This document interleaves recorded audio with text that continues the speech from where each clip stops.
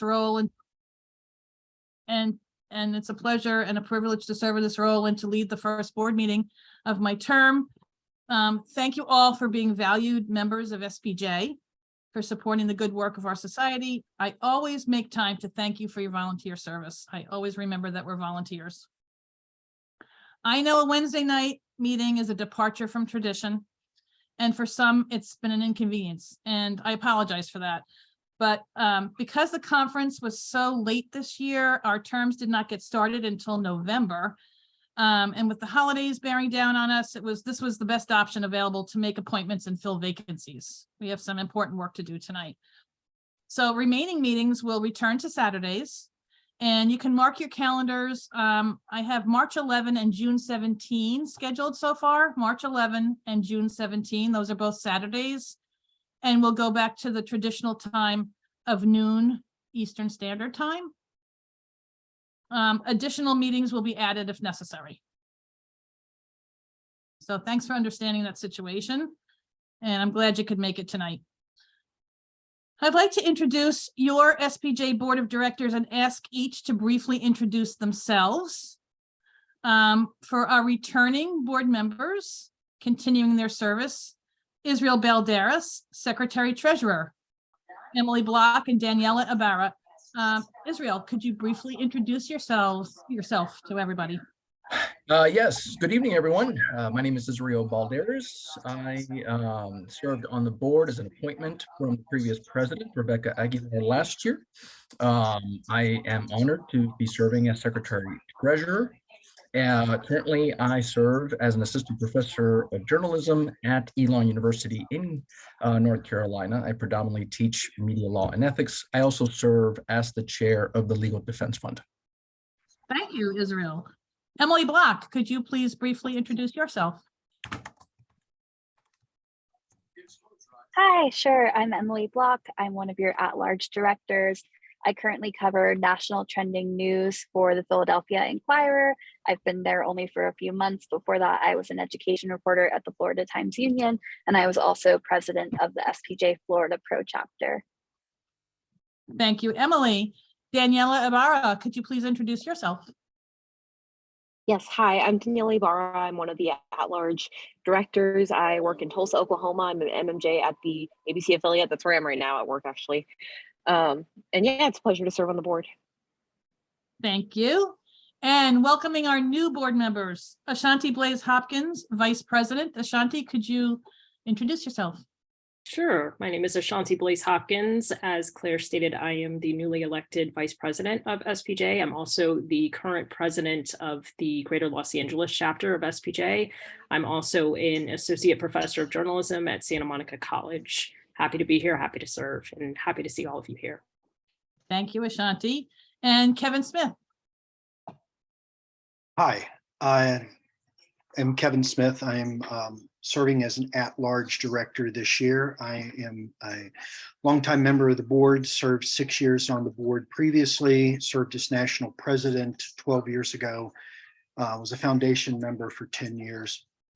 In my day job, I am the executive director of the Kiplinger program in public affairs journalism at Ohio University, where we train professional journalists globally. Thank you. Thank you, Kevin. And another at-large director. Where am I supposed to be? On the website. Right, Robert. On the- That's Okay, Adam. Hi. My name is Adam Sennett. I'm an at-large director. I'm also the president of SPJ New England, and I cover breaking news for the Boston Globe. And I'm excited to be here and work with you all. It's going to be a great year. Thank you, fellow board members. Madam President, point of just clarification, would you like that to serve as the roll call? Oh, yes. Yes, that could be the roll call. Thank you, Israel. Yes, ma'am. I was going to do that next, but that's fine. So you're good with that, right? Yeah, absolutely. Okay, that's great. And let me just make a note that Israel is taking minutes tonight. And we have Melanie Burney here from the New Jersey Pro Chapter, who has offered to serve as parliamentarian. Thank you, Melanie. Good evening, my pleasure. Thank you. All right, now I am following the agenda. And we're going to move on to the approval of minutes from October 26th, 2022. So I'll entertain a motion to approve those minutes. I so move. Shanti, okay. Do we have a second? Adam, you're on mute, but I can see that you're raising your hand, so that's fine. Second. Okay, thanks. Is there discussion?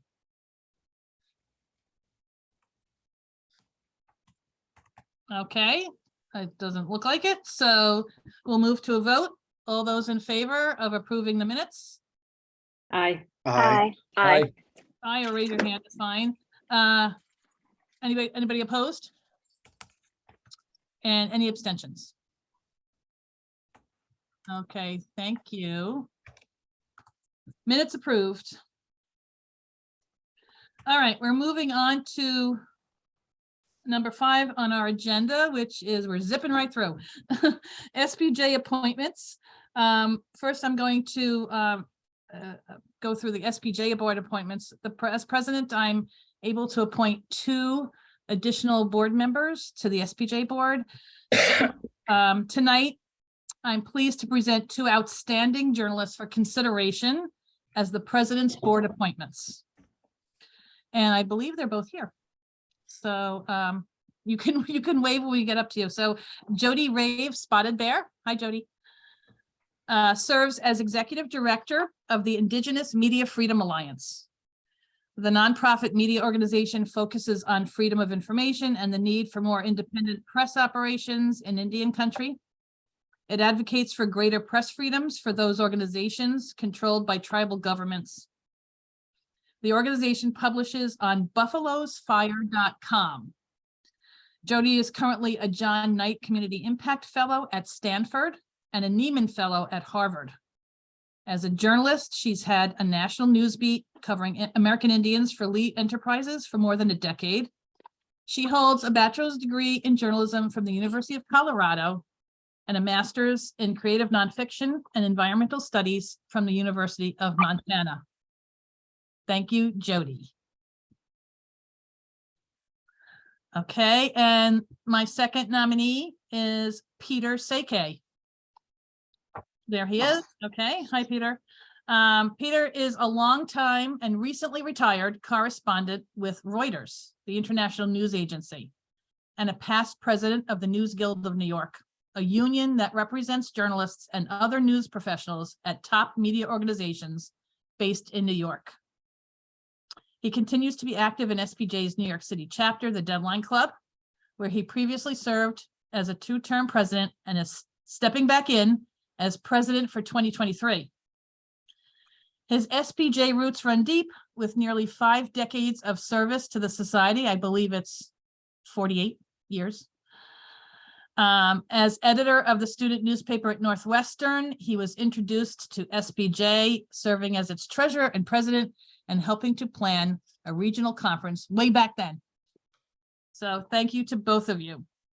I'm sorry, Claire, I know I just have to make one correction. Please do. Northeastern in Boston. Thank you. And I think Jody just put a correction too. Jody, go ahead. Yeah, just to clarify that I'm working on the master's at University of Montana. Okay. Not completed. All right, thank you. Thank you guys for corrections. So I'd like to entertain a motion to approve Jody and Peter as at-large directors on the SPJ board. So moved. Seconded. Thank you, Adam, and thank you, Emily. Any discussion? I just want to say they're great candidates. Well, I just want to say that, this is nothing against Peter, but Peter did run for the board as 3 other individuals did, and he was not chosen by the membership of this organization to be worthy of serving on the board. And I think it's a little odd that we then place him in a position to serve on the board. And I don't know that's ever happened before. Claire, it's certainly your certainly you're right to bring whoever you want to for, but I just want to say that if you run for the board and you don't get it, it shouldn't be a consolation prize to be named by the president. Can I just say that Danielle McLean was actually appointed to the board last year. She ran and she did not win. So there is precedence for that. It did happen last year, just so that we're clarifying it. There is precedence for that. Wow. And I'd like to further clarify that it's not a consolation prize at all. I know Peter very well for a long time, so he's going to bring a lot of gifts to the board. I'm sorry, Israel, did you have your hand up? Yeah. I just have to say, Jody, I'm a huge fan. The fact that you are a Neiman Fellow, again, for this academic, right? I'm going to be in the halls of Harvard next summer doing research. So I'm so glad you're here. The organizations that you have led, how you have led them, just doing my research is incredible. And so I look forward to, first of all, meeting you and talking more with you. But I have to say, someone who is not only a Latino, but also has, 16th blood of Mescalero Apache. I love that the board continues to bring diversity and inclusion. That was done last year. It's doing now. So I'm so excited to have you here. I look forward to serving with you this year. Great. Thank you, Israel. I appreciate everything that you just had to say. And if people don't mind right now, as far as, running for a board position and not getting elected, I'm sure all these positions were filled with highly skilled candidates. So I think that even if you didn't win a seat, that you're still highly qualified to be a part of the organization. And I just really encourage inclusion and goodwill among everybody. So that's all I want to say. Thank you. And I'll add that these nominees, they were, the board was informed earlier on, and also we have an attorney that serves our board, and he also vetted them as well. So, and he follows our bylaws and policies very closely, and no issues were raised. And Madam President, what I'm excited to, as we're going to get to later on, we're going to get to the budget. And so I appreciate that Peter has served as treasurer. He has that financing background that I can just tell you personally, I don't mind being vulnerable with the members. I desperately look forward to hearing from him and just getting his insight, because he served the financial needs of one of our biggest chapters. So I'm excited to have Peter here as well. Thank you for that feedback. Anybody else on the board? I just want to welcome them as well. I think they're going to be great. I'm really excited to work with both of them. So Good. Glad to good hear. job appointing two great candidates. All right. Any last chance for board members to comment? We're good. Okay, then I think we're ready to bring it to a vote, and I'm going to suggest that we do vote by roll call. Okay. Bear with me here. Yep. I'm trying to move. All right. Point of order, are we going to vote for them as a team, or are we going to vote for them individually? Vote them together as a team, as a slate. Okay. Are we ready, Madam President? Yes. Claire Regan, Aye. Israel Balderas, aye. Emily Block, Aye. Danielle Ibarra, Aye. Ashanti Blaze, Aye. Kevin Smith, Aye. Adam Senate. Aye. Madam President, the vote is unanimous. Wonderful. Thank you all for approving these amazing journalists, and let's give them a round of applause. Yay. Thank you. We will swear them in, but not until after the next item on our agenda, which is regional coordinators. So there are two vacancies of regional coordinators. one for Region 7 and one for Region 8. So after considering recommendations and conducting interviews, I present the following nominees for consideration to fill the 2 vacancies. First, for Region 7, that's Iowa, Kansas, Missouri, and Nebraska. I nominate Loretta McGraw. She's a journalism graduate from Iowa State University, an alumna of SPJ Student Leadership Academy, and she's interested in helping to develop and grow existing student chapters in Region 7. Region 8 is the other vacancy. That's Texas and Oklahoma. And I nominate Laura Garcia as the RC. She's night news editor at the Texas Tribune, president of the San Antonio Association of Hispanic Journalists, and she served as president of the SPJ student chapter at Texas State University, which won the SPJ Campus Chapter of the Year for Region 8 in 2013. Those are my 2 nominees for to fill the vacancies of RCs. So I'll entertain a motion to approve Loretta and Laura Garcia, Loretta McGraw and Laura Garcia as RCs. So moved. So motion. Who was it? Who was first? I was. Okay. No worries. Thank you. And I think Emily, you seconded. Yes, that's perfect. I'll second. Thank you. And do we have discussion? I'm sorry, our parliamentarian, do you have your hand raised, Melanie? I do. And I wanted to just ask if on your motions, I would recommend that you state the motion and not say I move or so move, so that everybody's clear on what's before the body. So in other words, I move to accept the appointment of, and then state the names. Sure, good idea. So I move to accept Loretta McGraw and Laura Garcia as regional coordinators, okay? Thank you. That's why we need a parliamentarian. I definitely need one. Okay, so we have a second, right? We moved on to discussion. We're ready for discussion.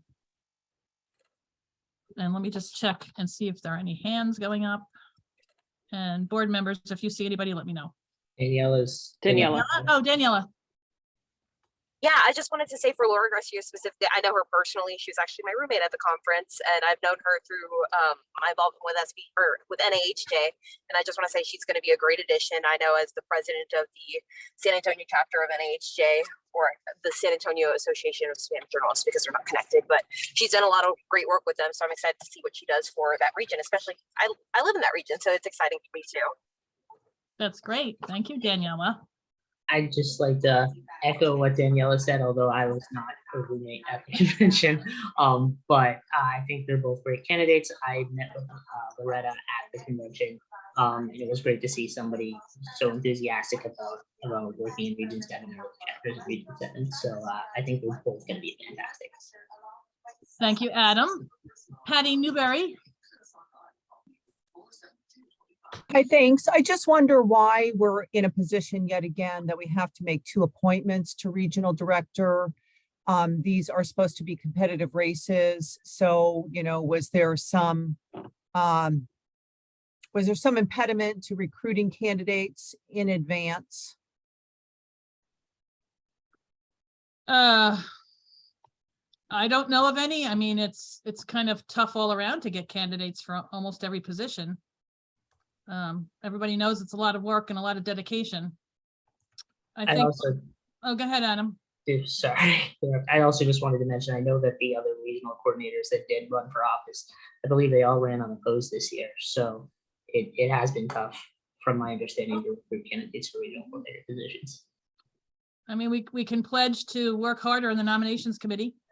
We always do work hard on it, but we can pledge to work even harder. No, I acknowledge that in full. It is just always challenging. And I would just, offer the point of view that it is a year-round effort. So everybody in every region should always be cognizant of filling the pipeline and, looking for those next leaders so that you get people that are fully engaged and ready to go. And, just it is what it is. Just it's always disappointing when we have positions that are not, or races that are not competitive and we don't have candidates for. Thanks. Yep, good point. Kevin Smith. Yeah, so I have a question about how we came up with the two individuals. How did we seek them out? Where did we reach out to them? Because I know that there was a candidate in Region 7 who expressed interest at the National Convention. And some of you know him as Neil Ralston, who is a professor at Missouri. And Neil actually was vice president of student campus affairs way back when and had served on the board. And I'm just curious as to why, we have candidates who have expressed interest and Neil's not. I'm trying to figure out the process to how we got the two names in front of us. Well, I'll explain my role. First of all, the candidates that you're talking about didn't run for the office. So then we have to start exploring after elections. And I received some suggestions from several different not board members, just from members. And that's how I became aware of some of the names. And then they were interviewed. We Zoomed and we got to talk, and that's how we proceeded, because that's part of my responsibility, is to fill the vacancies. Did you interview more than those two individuals? Yeah. Okay. So I also just want to say that I met with Loretta at the convention, and I brought her to Claire's attention, as well as another regional coordinator. So Loretta was endorsed by another regional coordinator, and I believe Laura was brought to Claire's attention by a regional coordinator. So yeah, they were also had endorsements from other regional coordinators. I will also say, just like the person that you mentioned, Kevin, that expressed interest at the convention, Laura Garcia also expressed interest at the convention of wanting to be a regional coordinator. So that information did come to us in that way as well.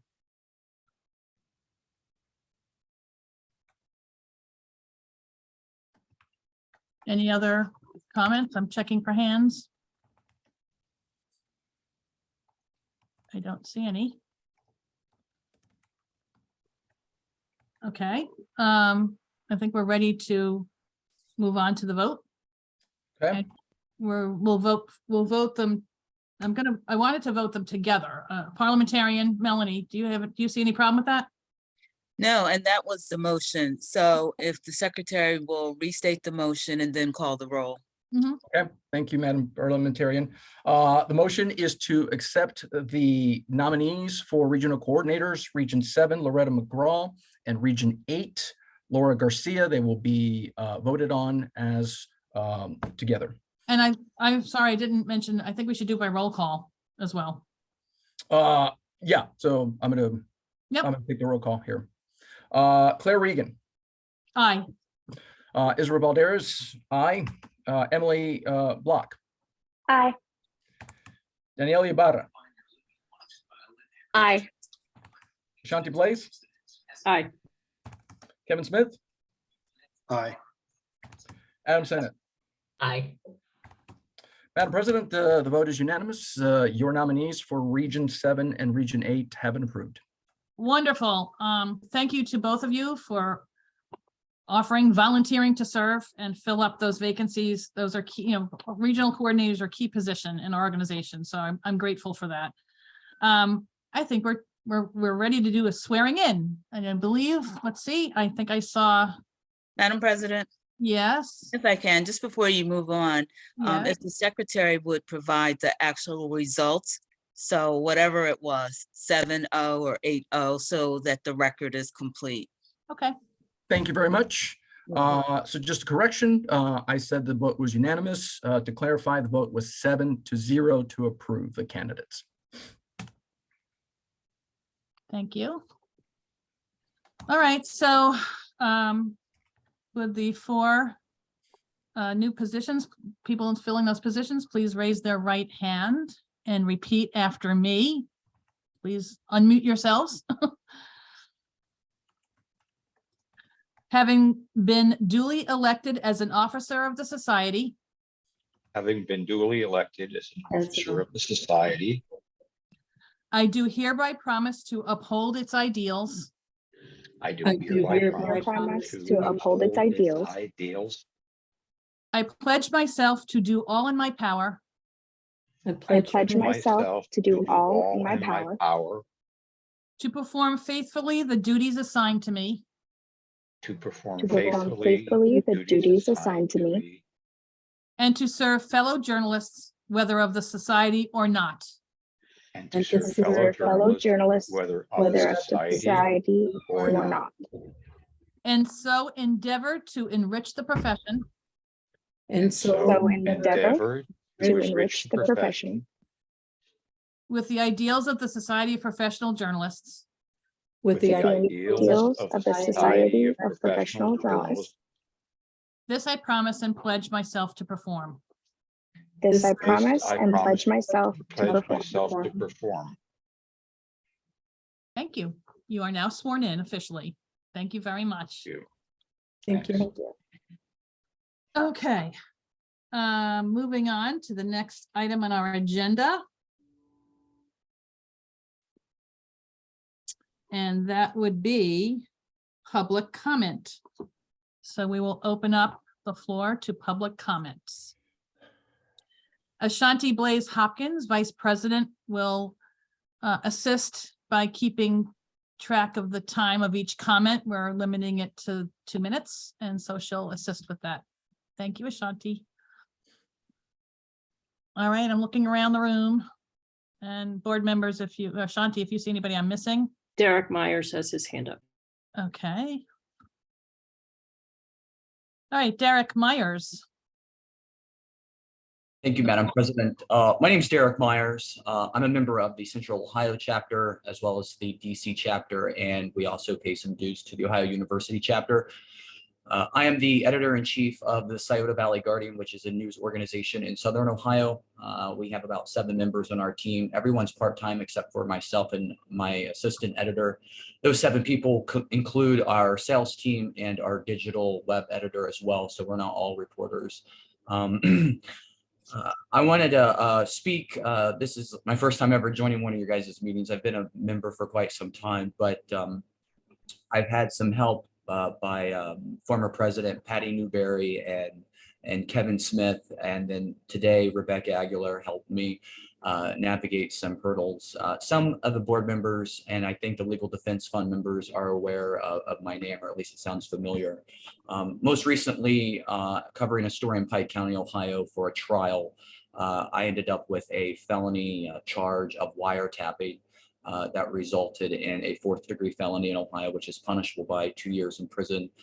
It's alleged that I surreptitiously recorded a court testimony and that I received that from somebody who surreptitiously recorded it and knowingly published that surreptitious recording on our publications platforms. We were hit with a 30-second warning. We were hit with an arrest warrant and a search warrant, and our equipment was seized and our laptop cell phones were seized. We've put an application into the Legal Defense Fund, and I'm going to put a link here in the chat box that will have more information about the arrest. CPJ and RCFP have released condemnation statements, and I'm asking that the association also consider releasing some sort of statement condemning the arrest as well. That's 2 minutes. Thank you. All right, thank you, Derek, for explaining your situation and actually coming to SPJ for assistance. I know you've communicated, and our LDF fund chair is aware of your situation. Absolutely. Israel Balderas. Okay, Stephanie Overman, I see you had your hand up next, I believe. Yes, hello, thank you. This is something I really hate to do, but I want to make a quick tribute to SPJ Washington, D.C. President Deanne Divis, who died a few weeks ago. She's a very good friend of mine, and I roped her into SPJ and begged her to run for president. She became president in June, sick in August, and died in November. I don't have the right words, but I want you to know that during Media Fest, she was asking me how her program was going. She would have done wonderful things for DC SPJ, and I want to thank the Washington SPJ board for stepping up in the way they have done so. Sorry, that's it. Thank you. Oh, Stephanie, thank you for expressing That's sad news. And I'm aware of it too, because, and I was very upset about it yesterday when I heard, because Deanne served on the planning committee for Media Fest 22. And as president-elect, I was chair. So I worked with her closely on that up until a few months right before the conference. And she was so passionate about a session on drones and drone reporting. And I'm happy to report that the session did go through and was presented at Media Fest. So she I was able to report that to her. I Yes. told Oh, you Denise- did? Oh, good. Yeah, Denise Dunbar, our acting president now, stepped up, and I told her that it was well received and had good feedback. She was to the end interested in how all that was going on. Yeah, she was definitely the quintessential SPJ leader. And I'm going to ask Jennifer, could you, Jennifer Royer, could you put in the chat maybe the link to the funeral home listing? And then I know SPJ board and staff, we're expressing our condolences with flowers and a press release. Jennifer, can you let us know if that was assembled today, the press release?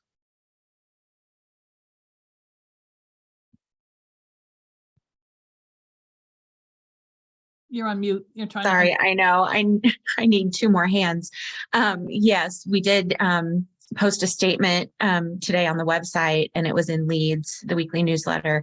And we did send flowers, which should arrive on Friday at the service. So, and I'm going to put the link to the obituary in the chat. Okay, thank you. So our condolences, Stephanie, to you and to all of Deanne's family and friends. So thank you. Okay, I'm going to go to Hazel Becker.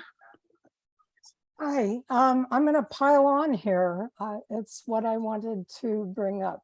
Deanne was a friend of mine as well. We talked every few weeks, and sometimes it would be every couple of months. And she was the most fun. And she also was very passionate about SPJ and journalism. And in particular, I think for me, she was a help on the freelance side. And for two conventions that were planned for DC, only one of them actually happened here. She was on the planning committee, and she helped the freelance community prepare our submissions and get them accepted. And I'm, as Stephanie, Yeah. Thank you, Hazel. Madam President. Touched a lot of lives. Yes, Israel. I'm so sorry. I'm trying to take notes, but somebody has like the TV on and it's distracting, and I just wanted to be respectful. Hazel, can just people just turn off their mics if they're not talking? Yeah, I'm hearing that too. Okay. All right, it seems to be resolved. Thank you. I'm just looking around the room to see if we have any other public comments. Bill McCloskey is waving. Thank you. Bill, go ahead. Hi, I had 4 questions. I don't see on the agenda a report on the executive director search. I wonder if the 2023 budget proposal will be part of the financial report. I wonder if there's a place online where the second quarter and third quarter of 2022 budget of financial reports are posted. And also I'm wondering when the announcement will be made on committee assignments for the current year. Thank you. Okay, so Bill, thank you for your questions. Some of those answers will come clear in my report, my brief president's report soon, but I will tell you the executive, the ED search committee has been at work, and I'm reviewing the committee's work and plans and having discussions with Ashanti Blaze Hopkins, who chairs that committee. And in the coming weeks, we'll move forward once the budget is in place. And you'll hear more about that a little bit later in the meeting about the budget. And your other questions were committees. Yeah, I'm going to mention that in my president's remarks shortly. What else? I think, what else? Did I leave anything else out? I'm sorry. Finance Committee reports for second and third quarter. You'll get a finance committee report, very thorough, coming up from our treasurer, Israel. Okay, is that available online somewhere? Israel? Yeah, we'll discuss the situation with the financing situation that's happened over the last few months during my report. Okay, and the same with 2023 budget. Correct. Thank you. Okay, looking around. Ashanti, do you see any other questions or comments? Yes, Bob Shapiro has his hand up. Yeah, a quick comment. I just want to say, I think it's exactly the right use of the president to use her appointments to fill out the board if we're lacking geographically, if we're lacking in diversity. And Jody, I don't know you, I'm sure you'll be great, but Peter, I was a shop steward for the Newspaper Guild, and then you came to our event in New Jersey in like 2011, who was a journalist. You were, and it was really because I think it's a very important question facing a lot of chapters as to what their policy is going to be regarding unions. I know Florida has a policy, New Jersey has debated it in individual instances, and I'm very glad that Peter, with his experience, will be on the board. Thank you. Thank you for the vote of confidence. Appreciate it. Anybody else? Ashanti? I'm not seeing any other hands. Okay. And we're going to close public comment period and move on to the president's remarks. I'm going to start with some great news. Media Fest 22 was a success in bringing many of us back together in person. It was wonderful. Everybody was talking about how wonderful it was to be in person with lots of preventative measures. The COVID was not a problem at the conference, which is wonderful because we had over 1,700 people together with our college members, student members from the Associated Collegiate Press and the College Media Association, who we co-sponsored with. So it was an enjoyable collaboration, and DC certainly is a great journalism town to have a conference. Our fellows were fabulous, and Woodward and Bernstein were hits as keynoters. And I have to just add that that was a career milestone for me to serve as moderator for that discussion. And I'm grateful to SPJ for making that an opportunity. I've started meeting with chapters virtually so far, and I look forward to more visits so I can get to know as many members as possible in the coming months. I'm establishing some virtual office hours for Zooms and phone calls. And so stay tuned on an announcement about that, how that will work. Committee chairs are nearly finalized and will be announced shortly. And those are my brief remarks. So I'm moving on to membership number 8. Membership issues persist in SPJ, and they're centered around our database, Impexium. Board members, we receive a lot of complaints, and the staff does too, about Impexium. Please know that we're on it, and we hear your concerns and we hear your complaints. The news is that Impexium, the contract for Impexium with SPJ, expires in the spring.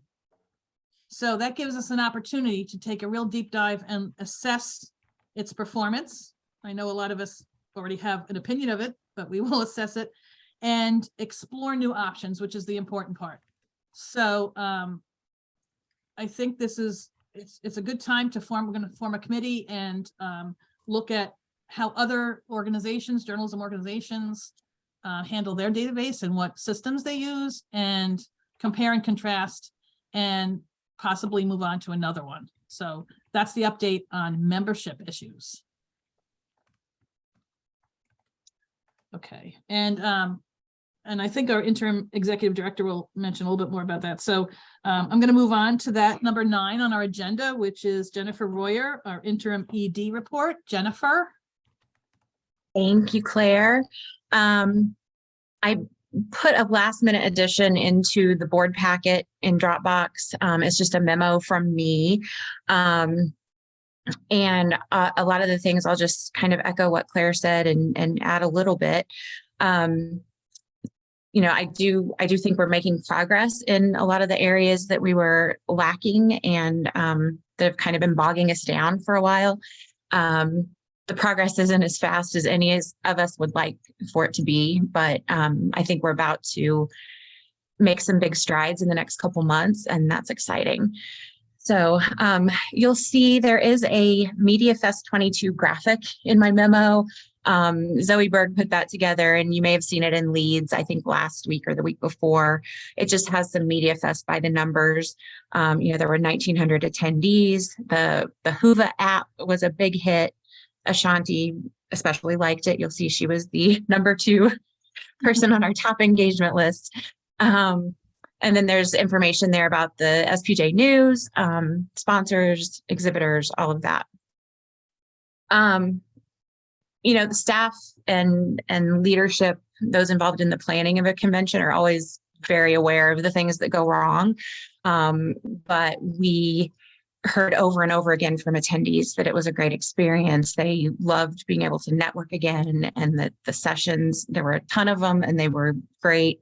So, you know, I echo Claire in saying that this first in-person convention after a couple of years was overall a good success. So, I wanted to give you a quick update on communications at headquarters. The communications team is usually a 3-person team. And since I've been in this interim ED role, and then our post-grad intern resigned, so Zoe Berg has really been a 1-person communications team for a while now. And I want to give Zoe a shout out publicly. She's on this call, I believe, because she has just been working so hard and doing such a great job. And I just appreciate her so much. But we've posted the post-grad internship position. It's on LinkedIn, it's on our website. We've been trying to spread the word that we're looking for a new post-grad intern, and hopefully they will be on board after the first of the year. And I know finance is top of mind for everybody. So some of you may remember that this position is funded by a couple of generous donors from years ago. I think it was maybe around 2005, maybe even before then, gave money that would go specifically for a communications internship at headquarters. So that's where that position is funded from. And we're excited to get a new intern on board.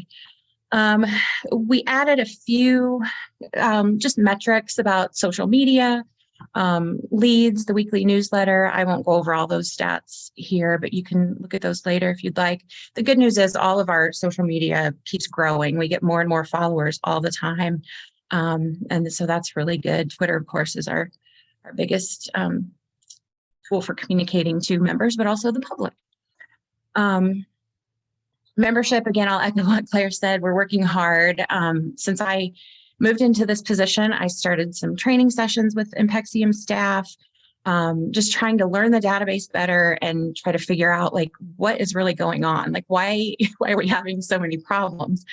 And I think I know more about, well, I do know more about the database. I think I know more about what the problems are. And we think we fix one and then we discover 2 more. So I really don't think it's the best database for us. And I'm excited to work with Claire and Ashanti and their committee to research other options. Staff has already been doing some demos with different people, and we'll share that information with them, with Claire and Ashanti. And then we'll put our heads together and hopefully come up with a database that once and for all will do what we need it to do and that everybody can be happy about. I will talk just briefly about finances, but I know Israel has a lot more to say in this area, but it is next on the agenda. And I would just like to say that 2022 was a highly unusual year for SPJ. There was a lot of staff turnover, just a lot of crazy things that happened in 2022. And because of all this, like we don't have a 2023 budget to present to you at this meeting like we normally would. But I do think there's light at the end of the tunnel. And Israel will go into more detail in the financial report, but we do have a proposed solution that should show us where we stand budget-wise and give us a 2023 budget by late January. We should have the budget before then, but by late January, we should have a really good picture of where we stand. We've done several meetings with a firm called Your Part-Time Controller, and they have given us a proposal for work. I met with them, Lindry, our staff accountant, met with them, and then they met with the finance committee last week. We're all super impressed with them, and I think they will be able to whip us into shape and help us just come up with a budget that is going to be tight. I mean, we're doing a lot of belt tightening, but I think it'll put us in the best financial position moving forward. So I'm excited for you to learn more about them. So I would say just bear with us. Headquarters staff is working hard to fix the problems, catch us up where we're behind, and just be able to get the tools that we need to better do our jobs and do them more efficiently. So I appreciate your time here, and I'm happy to answer any questions now or later. Just email me, call me anytime. I'm happy to talk. Thank you. Would you like to take a question now, Jennifer? Sure. Kevin has his hand up. Okay. I'm going to combine two things that you talked about, Media Fest 22 and finances. Can you tell me, how much money did we spend on Media Fest?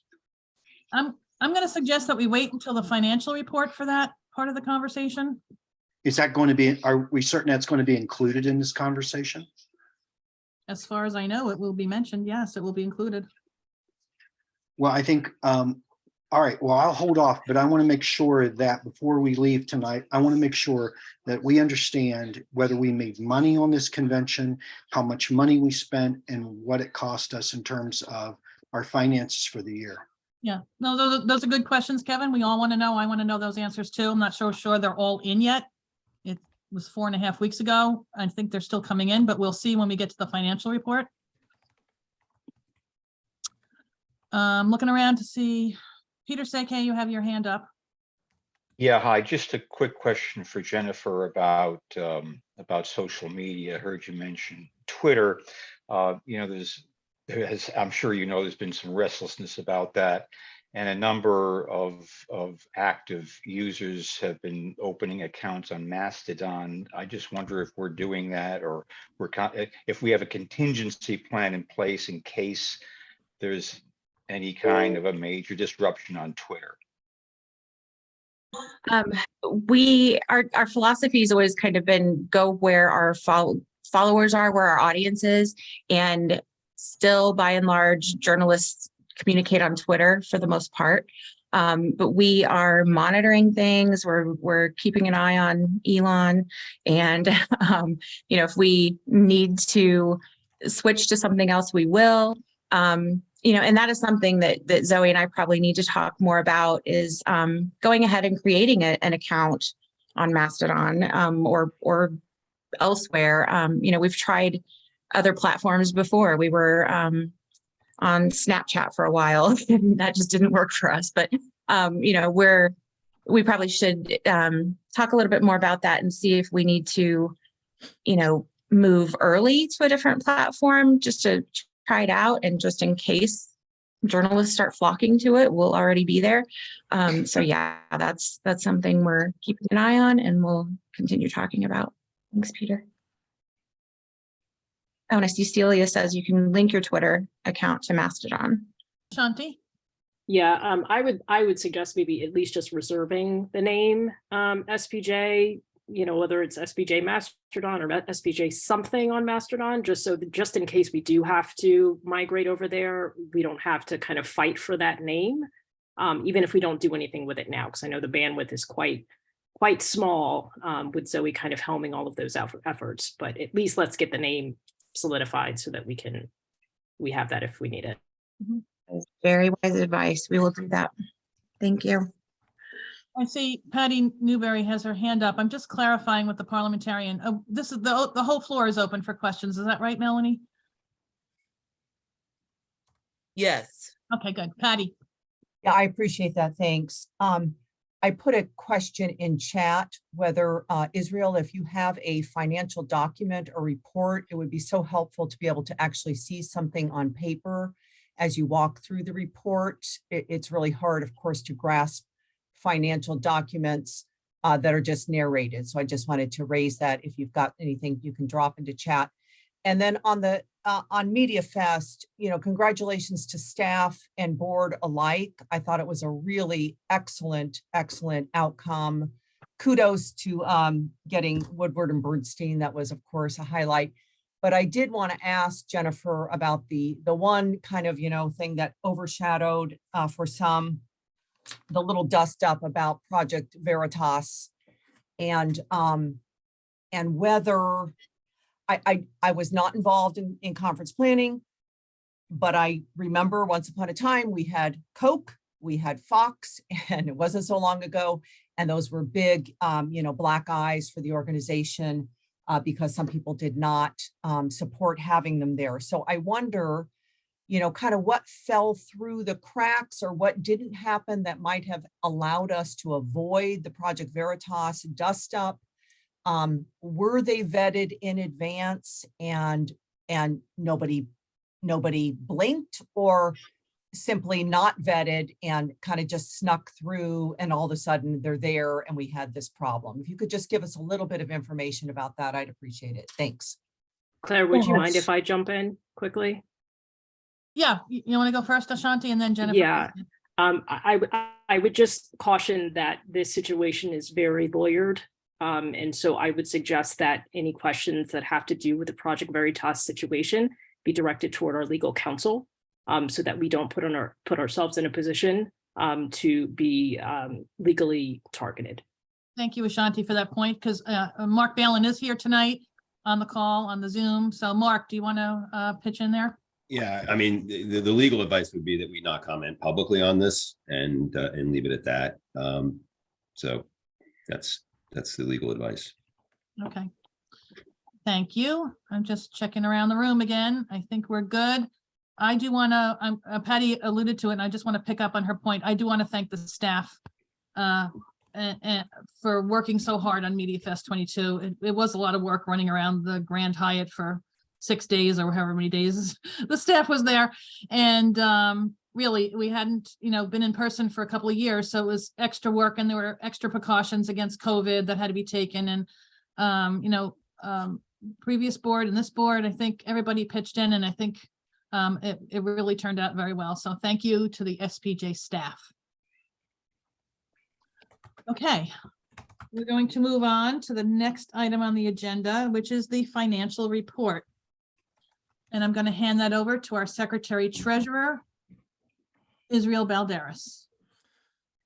Well, good evening, everyone. I will not bury the lead. Our presentation is going to tell you that the situation financially is pretty dire. I have been pretty vocal for the past year regarding my concerns, starting with the previous budget. And I've made references to this in public. Coming into the year, I was very concerned about three things. Number one, from the last budget, we were told that we had $120,000 roughly in the black, and that made it look like that was a positive thing. Roughly September of last year, I was very concerned that I didn't think that was a positive thing. I actually saw $120,000 in the black as a bad thing. And the reason for that is because we had that number based on us getting $180,000 from the government in PPP loans. And we also had just been by 2 years of roughly cutting expenses by 1/3. So that number should have been much higher given what we had experienced the 2 previous years. And so my concern was that I thought there were things that maybe we hadn't addressed, specifically expenses that perhaps were too high. And so number one, coming into this year, I made the argument that expenses needed to be cut in 2022. And I did make those recommendations to both the previous executive director and the comptroller at that time. My other concern about the budget that I say we because I was on the board, approved was that the way it was structured, the Media Fest money was going to come in the last quarter, but the expenses were going to be made in the first 3 quarters. And so my concern was, number one, I didn't think the numbers that were given to us last year were realistically. Roughly, again, it was estimated that we would make something like $300,000 in SPJ conference. I thought that was a bit too high. Number one, we were still in COVID. And number two, I made the argument that we were facing an inflationary period at that time. It still was arguable by some whether or not we were going to face inflation in 2022. And certainly I said then that I thought by the fall of 2022, we would be in a recession. And I was concerned that concerns over firings at that time, Gannett had laid off some employees. I thought we would not get the kind of numbers at SPJ conference that perhaps that number of $300,000 was making. So those were my 2 big concerns with the 2022 budget. And then we sold the building, the SPJ headquarters building in Indianapolis, and we sold it for $1 million. Half of the money went to the SPJ Foundation. Half of the money came to us, the SPJ board. And at one meeting earlier this year, I was very concerned about the fact that that money would be used for operational costs. And at a meeting, I was very adamant with the prior executive director, and I asked for a guarantee that that money would not be touched for operations. I thought it was very wise to put that money into investments. The foundation was going to do that with their money. I thought we needed to do the same. And I was told, the board was told that yes, that was a guarantee that that money would not be used for operation costs. And so now to inform you of what SPJ headquarters has been facing since March, I'm going to let the interim director, Jennifer Royer, take over from her perspective from HQ.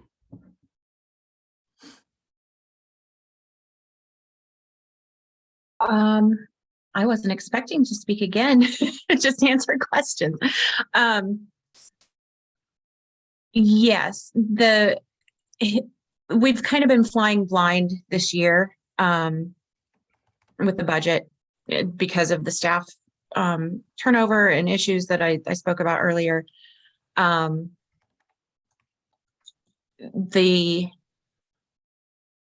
Because of that, the SPJ checking account, it had the proceeds from the sale of the building in that account. I think there was confusion between staff leaving, staff recommending the money be invested a certain way, leaders saying they didn't want to invest it that way, and nothing ended up being done with it. So as expenses rolled in for convention, the money for the sale of the building was spent as part of SPJ's operating funds. So in the meantime, SPJ this whole year, normally we do a reimbursement request to the foundation because we share expenses on some employees' salaries. Back when we had a building, it was things like just maintaining the building, overhead costs, that kind of thing. And SPJ hadn't made that request all year either. So by the time I stepped in as interim ED and Lindre, our staff accountant, got into the books and involved, we realized that it could be a really bad situation.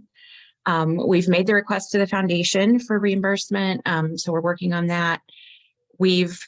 Like I said earlier, we did a lot of research on a few different kind of temporary accounting controller firms that can come in and help people with their finances.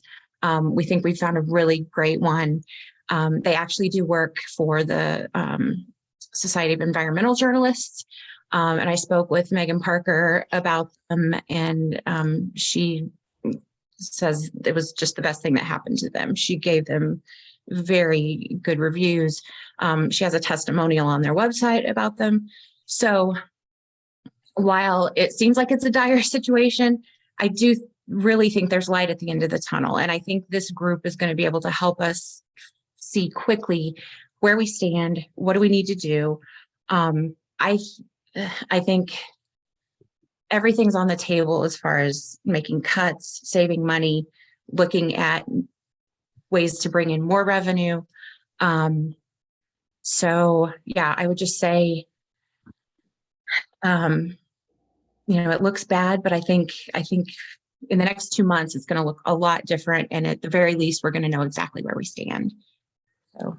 To address Bill McCloskey's question from the public comment, he wanted to know about the finance report. So at this point right now, I'm going to bring in our attorney, Mark Balin, because an explanation to Bill's question requires that we talk about a situation of how a personnel matter impacted how we were looking at our money. And so what I'm going to ask the attorney is what can we say so that we explain to the board members the uncertainty about our finances, say from April, May of this year till probably a month ago. Yeah, well, I think Jennifer, said it already, which is basically there was staffing, there's been turnover and other staffing departures and issues relating to that have slowed things down. But the organization that Jennifer is suggesting that the board bring on board to address these issues should be able to address them, as she said, within the next 4 to 6 weeks, which I think is excellent. Frankly, is outstanding, and then move forward from there. I don't think there really needs to be anything further said on that, other than it's sort of unfortunate that we are where we are, but we are here. And I think she's proposed, or she will propose, and I think you'll propose, Israel, through you, a solution to the issue. Correct. And again, I want to be respectful to the board members, but certainly to the members. And Bill, he raises a question with regards to the finance committee meeting. Again, those are related to the issues that both Jennifer and Mark just talked about. And for reasons that, again, Mark and Jennifer have just explained, those meetings could not take place. So part of what we're trying to do with now an outside firm that can take over for controlling business for us is, number one, is to get the budget, right? To look at our billing, to look at our payables, to look at our receivables. Because right now, we don't know that. We don't know the information.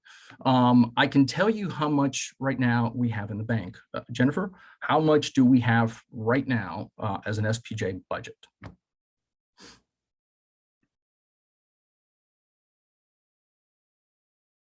Microphone. Sorry, your mic is off. Sorry about that. I can tell you for certain that in SPJ's emergency fund, like the rainy day funds, there's 3 accounts, and there's over $600,000 in those accounts. I know we have that. The checking account, where we're still getting reimbursements in from convention for different people. There's a lot of money coming in and out. There's probably about 100,000 in there right now, but that fluctuates so much. just depending on the expenses and money that's coming in. I can tell you also that membership has influenced, I think, or impacted our finances a lot in the last year because the database has been a mess. People weren't getting invoiced for a long time, several members. We did this blast last week thinking we would try to bring back in members who lapsed over the last 3 or 4 years. Unfortunately, the database also pulled people who just recently paid for a 3-year membership. So, you know, that's just another example of how the database is just crazy. But the good news is we are getting people rejoining, sending us money. We had 2 lifetime members out of that effort so far. So that it's working. And, you know, hopefully by doing that, we'll catch people up with their memberships. The money coming in from membership will, because that's one of our biggest revenue streams is membership. You know, that will get us caught up and people on a regular schedule of being billed and paying their membership dues. So that should help. And yeah. Sorry, go Can I ahead. just, Kevin, did you have your hand up for a question, Kevin? Actually, no, but since you called on me, I do have some questions. So if I may, please go ahead and ask those. Israel, I appreciate your concern that you had, when you began talking about this, that you had expressed multiple times concern about the finances. I would like an honest answer as to how many other people on the board last year had your same concern about these finances, and why wasn't it addressed as a board so that we didn't get to where we were at this point? Sure, absolutely. I can tell you that the prior president and I had extensive conversations. I expressed to Rebecca Aguilar my concerns, and you know, again, she was dealing with them and with the previous you know, executive director on a one-on-one basis.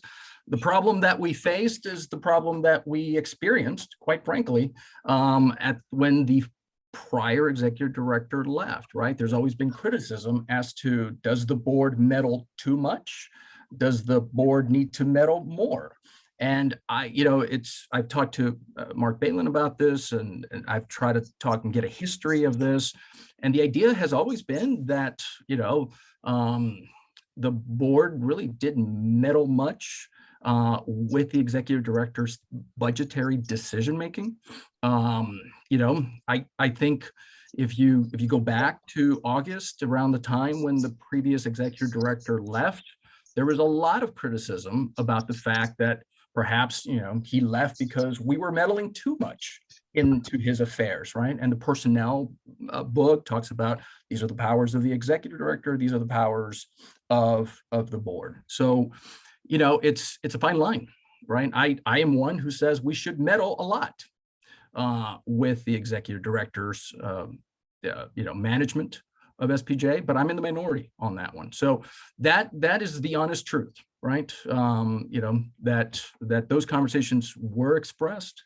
You know, I have the receipts, I have the emails with my exchange with the executive director expressing my concerns, you know, asking for documents. And again, because of what Mark and Jennifer have said regarding personnel issues, I was told I could not see those documents that I had asked for. So those were conversations that were being had in those months. Thanks, Israel. So I have a couple more questions, and then I'll. So now it brings me to Media Fest, because you asked me to hold off on this. So I'm going to ask, how much money did we spend on Media Fest, and how much money did we make? Israel had indicated that there was a pie in the sky notion that we were going to pull in $300,000. Do we have any idea what the finances were for this convention? Yeah, Jennifer will answer that question because she has the numbers, but I will tell you this, okay? We've been trying to get the bill from the hotel since the conference. I kid you not. I mean, Jennifer and I and Ashanti and Claire, we were talking on Friday. And I should say, by the way, that the Finance Committee, as it is made up right now, is myself, Ashanti, and Claire. Kevin knows this. I've been looking to bring on 2 additional members to the Finance Committee, people that I, value their opinion because they've previously served as secretary treasurers, they've served as presidents, and so I'm looking for that kind of know-how. And Kevin and I have had that conversation as well, so just to be full disclosure. But we've been trying to get, so the Finance Committee has been meeting, we've met twice with Jennifer, and we've been trying to get those numbers from the hotel. And as of Monday, Jennifer, I don't know if you have an update as to, because I know you've asked for it at least 4 times. Have they gotten back to you? They haven't. I'm meeting with Karen and Katie tomorrow to talk about Las Vegas next year, but I will check with Katie again to see if she's heard back. She has added some more numbers to the budget, so we have a better picture of where we stand as far as MediaFest goes, but we still don't have all of the hotel expenses. It's things like electricity. We budgeted $1,000 for it, but I don't know how much it actually cost us. Just random charges like that from the hotel that we're waiting on. Can you tell me how much the opening night reception cost us? Yes, it was a lot. I'm trying to find it on the budget so I can give you an exact number, but it was around $80,000. $80,000, and we had a $25,000 sponsorship. Yes. So we spent $65,000 for okay. And I think what I was told was it was very difficult to find a spot in DC. A lot of places were having trouble restaffing after COVID. So we didn't have a lot of options. And when we saw how many people were registering for the conference, just on the SPJ side alone, because the reception didn't even include the other 2 groups attendees. This looked like the best option. Well, Jennifer, was that a Katie decision or was that an SPJ decision? Both. Well, I will say, just quickly doing crunching numbers, you're right. Only SPJ people were there, and I believe the boat was a 400-person capacity. So at $80,000 divided by 400 people, we were spending roughly, what, $200 per head for an opening night reception, which has to make it one of the most expensive ones that we've ever had. One last question. Impexium, the problems with Impexium, in your opinion, has it led to or contributed to our financial issues over this past year? And has there been any discussion with regards to them, their board, their owners, or whoever it may be, that their inability to have a software program that we can use has impacted our organization financially, and that we want to hold them at least at some point accountable for this problem? Yeah, we haven't taken it that far yet, but I've had a few conversations with my contact there, and given him very specific examples of, I pulled a list and the same member was on that list 100 times. That should never happen. I've had a few conversations like that with him, and that prompted him to get one of his teammates on board, and they're looking at the back end to see if they can. It's hard to explain without showing it to you, but you do queries and there's all these different criteria that you select. It's too complicated. It's just too much. We don't need that kind of a system. And in the process, it's pulling all this information that it doesn't need to. I was told that this person ended up on the list multiple times because when he joined, he selected that he wanted to be a member of every single chapter. And so that told the system to put him in on the list however many times he selected a chapter to belong to. It doesn't make any sense.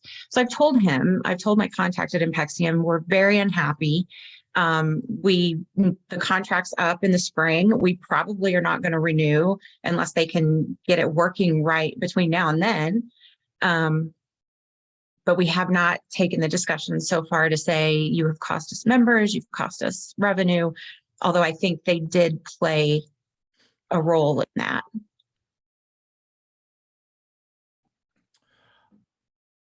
Kevin, if you have a question, I can wait, or I can continue with. No, I'm done with my questions. Thanks, Israel. Daniela has a question. It's more of a comment just for I hope the previous board members that were on the board before can back me up. But I remember having a discussion with the previous executive director where we had talked about putting money in some sort of investment account. And in April, I recall, at least in my notes, I have it, that we were told that it was going to be done in April. So I don't know if any of you guys remember that conversation, but I just wanted to throw that point out there. Yeah, that's part of my presentation, was exactly that, there's a board meeting in the first quarter of 2022, where I'm the one that said to the executive director, I'm concerned that, again, our budget is, our expenses are too high. I think we're not going to make budget. I don't think the conference is going to be that great. And so I asked for a guarantee. I said, can you guarantee me? That's a quote that I said. Can you guarantee this money will not be used for operations? And we were told, yes, yeah, it would be. So, I mean, I want to be clear that the members need to know this. Okay. When Jennifer says we have $200,000 in the bank, that's part of the $500,000. So, and Jennifer, you correct me if I'm overblowing this. That's so the 600,000 in emergency funds and the $200,000 in the checking account. That's it. What happened to those $500,000? It should not have been in the checking account. And again, it's going to be one of those, you're damned if you do, you're damned if you don't, right? I know for me, I can only speak for myself. I was highly criticized for being too picky, too involved, asking too many questions. And I got the critiques, right? That I was asking too many questions. So, again, it's just context. Some people on the chat are asking, well, gosh, when you ask for certain reports, that shouldn't be the case. So here's what I can tell you. I got an email chain from August 9th. In that email chain, that was part of the foundation. I was in an email chain with John. Let me make sure it's this. The SPJ Foundation Board of Directors, and Erwin. They're in this email chain. So any of those people can speak up and say, Israel's not telling the truth. But in that email chain, I asked specifically that John provide some documents.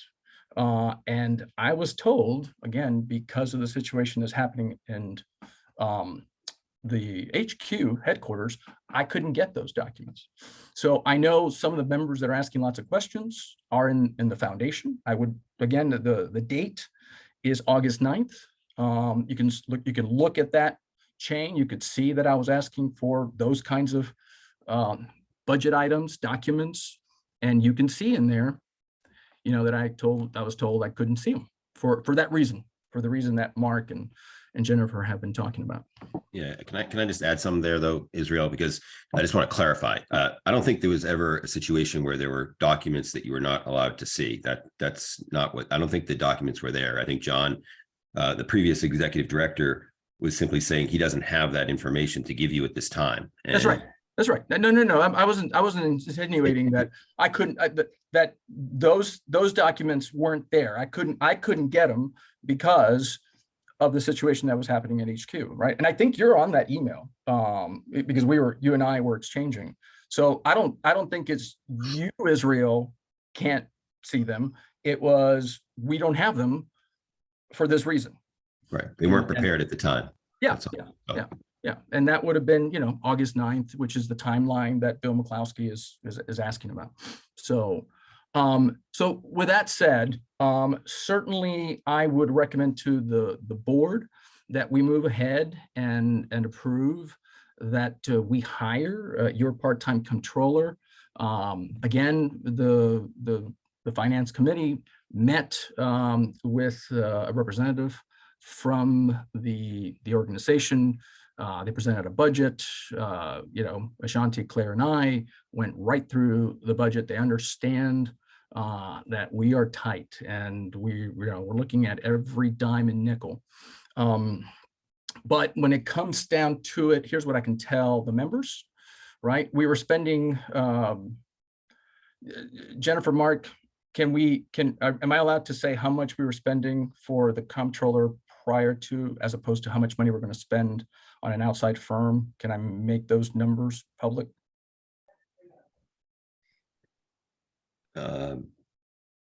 You mean his salary? Yeah. Salary information. Yeah, we usually don't, I don't Oh. think, break down salary information. Okay. But that's fine. So let me. You can talk generally about what the financial budget is for, finances. So we were spending a certain amount of money on salary for the position of comptroller. And we're actually the cost right now, the way we looked at it, the breakdown is actually runs around roughly $6,000 cheaper than that. And again, it's with the idea that, we got to first reconcile the credit cards, we got to get our bills. And by January, we should have a clear picture of our finances, right? And so that way we can, Jennifer can then propose an actual budget for 23. What we are going to do what Jennifer's going to do is she's going to propose, and Jennifer, you can explain it, but she's going to propose that we adopt a budget tonight that is patterned after the 2022 budget. And the reason for that, and I'll let Jennifer explain, is because it involves how much the board has to approve when it comes to expenditures over $5,000. Jennifer?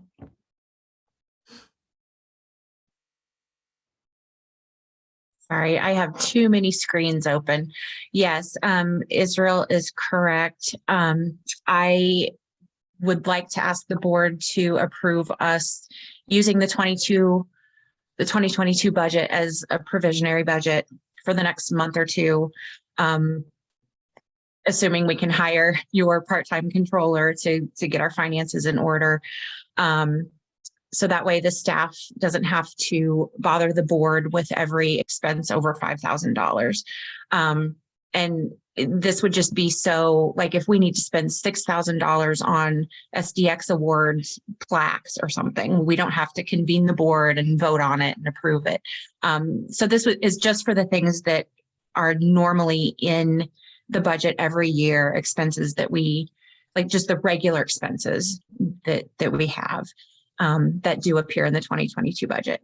Anything over $5,000 that is a new expense, like paying for your part-time controller, we would absolutely present to the board and ask for approval to spend those funds. So that's the proposal. I will say this, members, all options are on the table.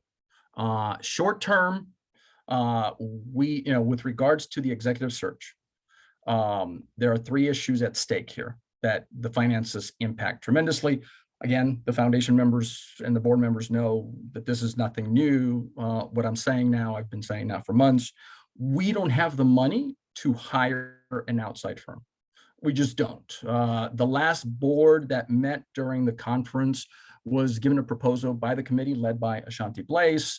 Her committee, interviewed several outside firms. They did amazing research. They did amazing work. I mean, again, top notch.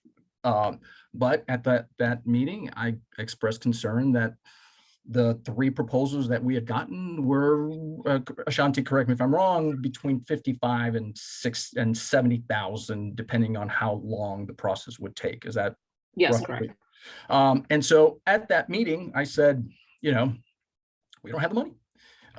And there have been conversations among let's just say board members, who insist that we have to, based on prior experiences, that we have to go with an outside firm because the last hire, which is John Schertzer, he was part of an outside firm. Prior to that, it was not, and members have talked about the pluses and minuses of those two experiences. And yep, absolutely, that informs how this board is going to pursue that. The problem is, we just don't have that kind of money. We just don't. But we still have a position for executive director.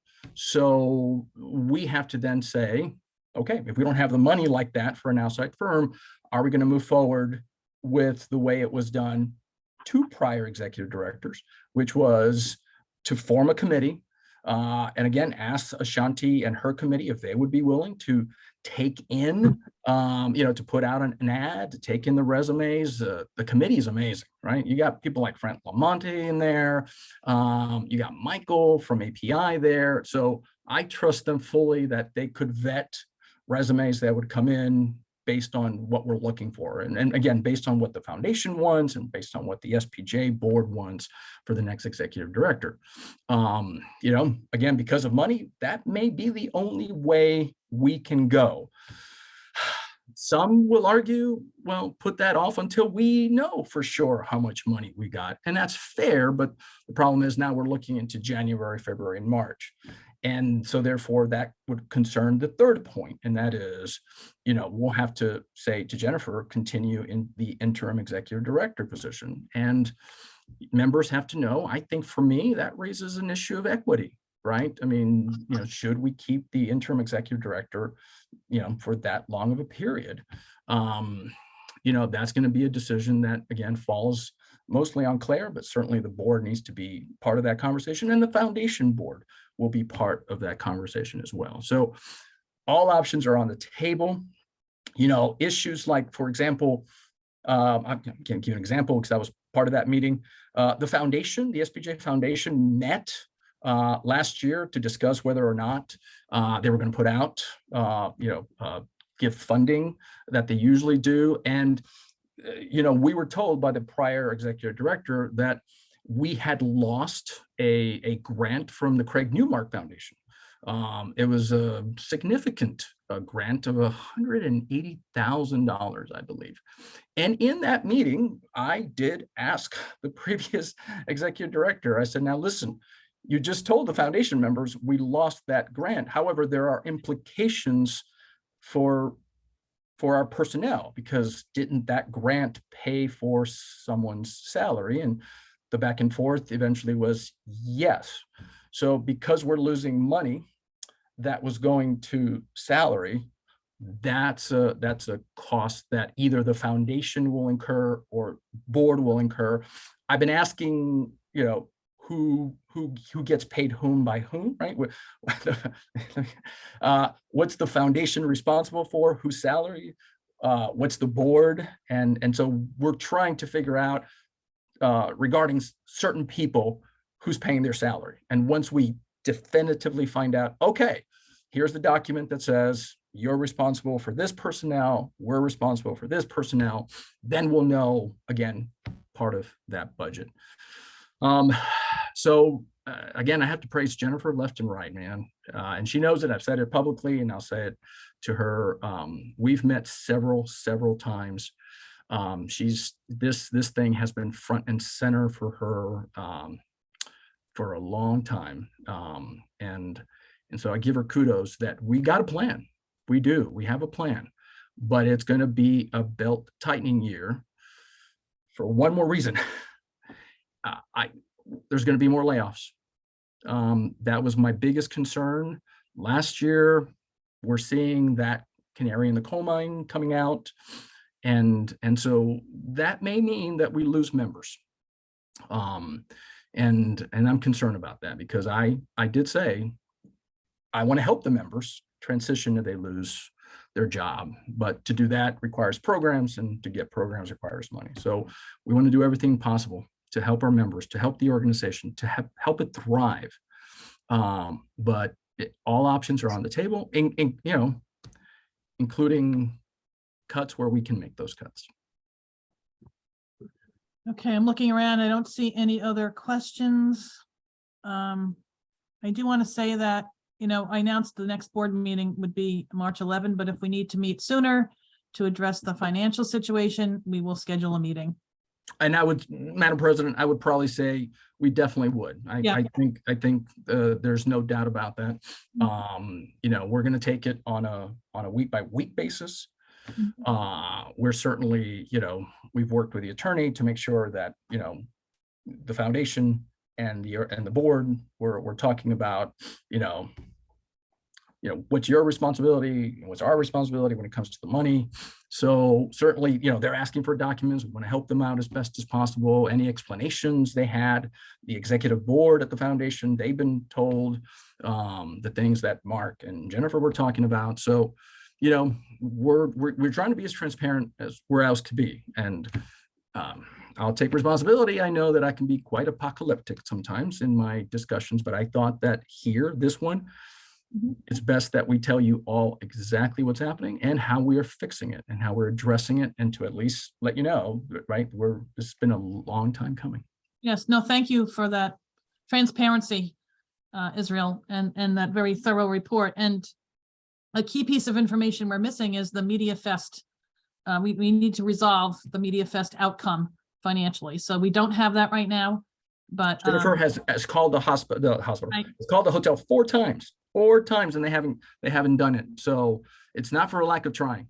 Jennifer has told them where we need this. We need the numbers tonight. So that's frustrating because, I think we're going to lose money, but that's an assumption. I'm just like you, Kevin, right? I'm counting the numbers. And it's going to be loss. The question is how bad, right? Worst case scenario, best case scenario. Yeah. Okay, I'd like to suggest that we move on to the next item on the agenda. There being no other questions or. Well, we got a couple of actions to do. Do you want to do that? So, and we got to figure out really quickly, right? So there are a couple of things. So number one, let's well, Jennifer, I don't want to tell you how to do it, but do you want to deal with your part-time comptroller first and just handle that separate from, say, the 2022, adopting the 2022 budget as a skeleton for the first quarter? So those are two items to vote on. There's two different, so that's why I'm asking Jennifer, how would she like to do it? That's why I see the question. Yeah, I'm not sure the order really matters. Because maybe it makes sense to do the part-time controller first. And then the board, if they want to set a timeline, like we follow the 2022 budget as a provisionary budget until maybe March, just to give us a little bit of wiggle room. And then we can revisit it if we need to, but we should have a really good picture well before March. Okay, so members, I recommend that we take a vote first on going ahead and hiring your part-time controller to help us with our finances. Okay, so the motion Is that a motion? I'm saying I'm making a recommendation, and then somebody will have to make a motion. So moved. Make the recommendation that we go forward hiring the part-time accounting firm. And Melanie is looking. So Melanie's kind of has that look like. Did I do it right, Melanie? You want to jump in if you think I need to be more clear? Yeah, I was thinking that it needs a little more clarity. As an outsider, I'm not clear on what the motion is. So is there a dollar amount? Is there a time period? Is there a person or firm? Or is it to give the executive director the authority to move forward with that hiring? Yeah, I think it's probably, and Jennifer, you tell me if this is true, but they're going to bill us on a weekly basis. So we're not going to vote on a contract because there's no contract. There's no long-term contract, but certainly they're going to be working hours. Jennifer, did you put their proposal in the packet so that members? Yeah, I sent it to the board. I didn't put it in the packet. But basically there's like initial setup costs, just for them to go back. They'll go back to January, look at all of our records, receipts, all of that. So that's the biggest chunk of money up front. But it doesn't have to be paid all at once. And then they have a staff person assigned to us to work as our controller, a few hours a week to, keep us on track, and working with Lindry, our staff accountant, to get us where we need to be. So, and those weekly hours that would be a smaller cost and more comparable to what we would pay for a controller who comes in 1 or 2 days a week. So may I recommend that we put that proposal that was presented to the finance committee in the Dropbox, so that, so the members can see it. And so Melanie, so to the parliamentarian's point, what is that we're asking for? I think the best thing, right, is we need to give the executive director, the interim executive director, flexibility. So, but I know we can't do a two-parter question. So I'm asking the board that we give the power to the interim executive director to hire this outside firm to fulfill our financial needs. How's that, Melanie? That's better. And Okay. is there a way to quantify like a cost not to exceed X amount of dollars or something like that, or is that not known? That's the only It is no, thing. it is known because they gave us a breakdown of how much it would cost us for the first phase through January 31st. Jennifer, you have those numbers, right? I can't hear you. You're on mute. I have those numbers. They're in the proposal that they gave us, and I'm trying to get that into Dropbox. But do you want me to tell you what those are here? Yeah, just what's the big number for the first Okay. part? So let me find it here.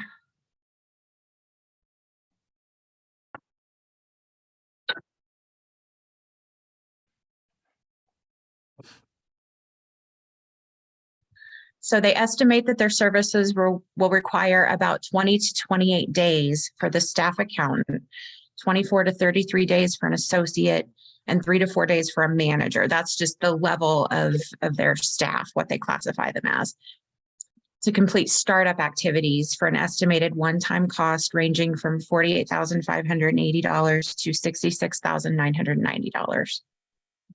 And that is to go back to January and do bank and balance sheet reconciliations, credit card postings, month-end processes and reports.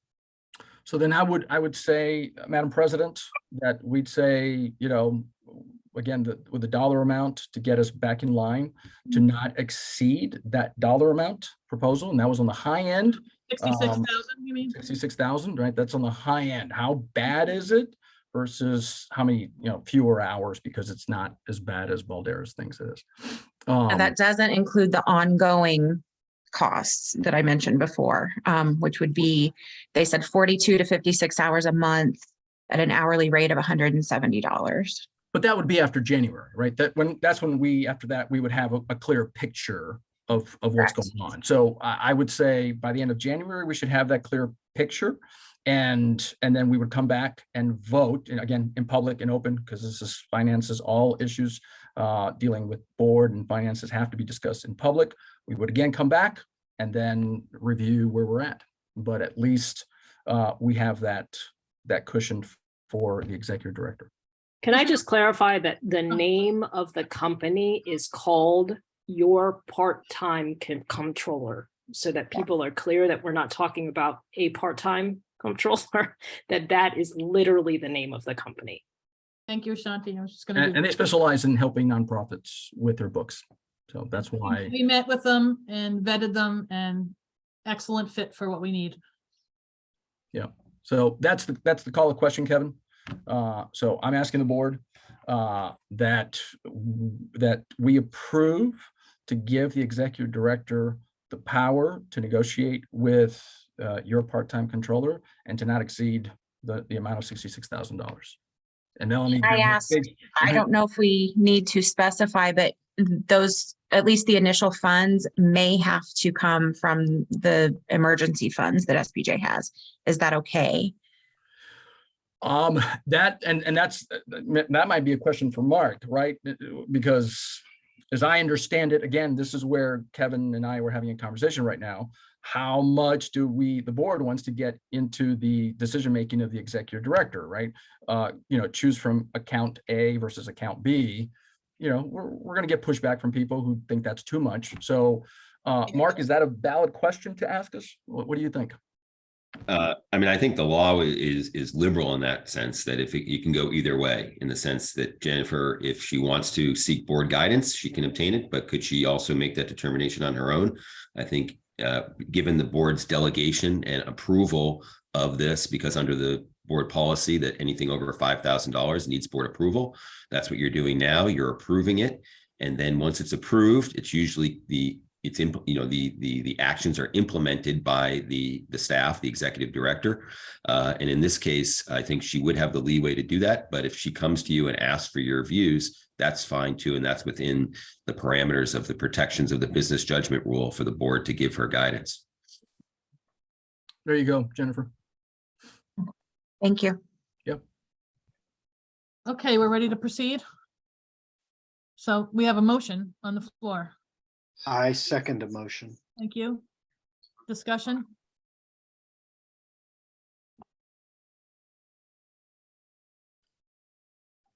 I don't see any hands up. I think we're ready to take a vote. Okay. All those. Hold on. Do you want to do all those? How do you want to do the? Well, you wanna do roll call, we can please? do roll call. Okay. So just bear with me because I'm doing double. So I just want to make sure and get this. Oh, you know what? Let's just go ahead. Well, I got to get the names. I was going to say I'll look at it YouTube. All right. So we're going to take a roll call. Madam President. Aye. Israel State Balderas. the motion. Can you state the motion, please? Oh, that yes. Everybody is clear on what you're voting on. Thank you, Melanie. Appreciate it. Wish you'd have been there at the conference, which you were. All right. The motion on the table is that we give the interim executive director approval to hire the outside firm. Sorry, I'm gonna make sure I get the name.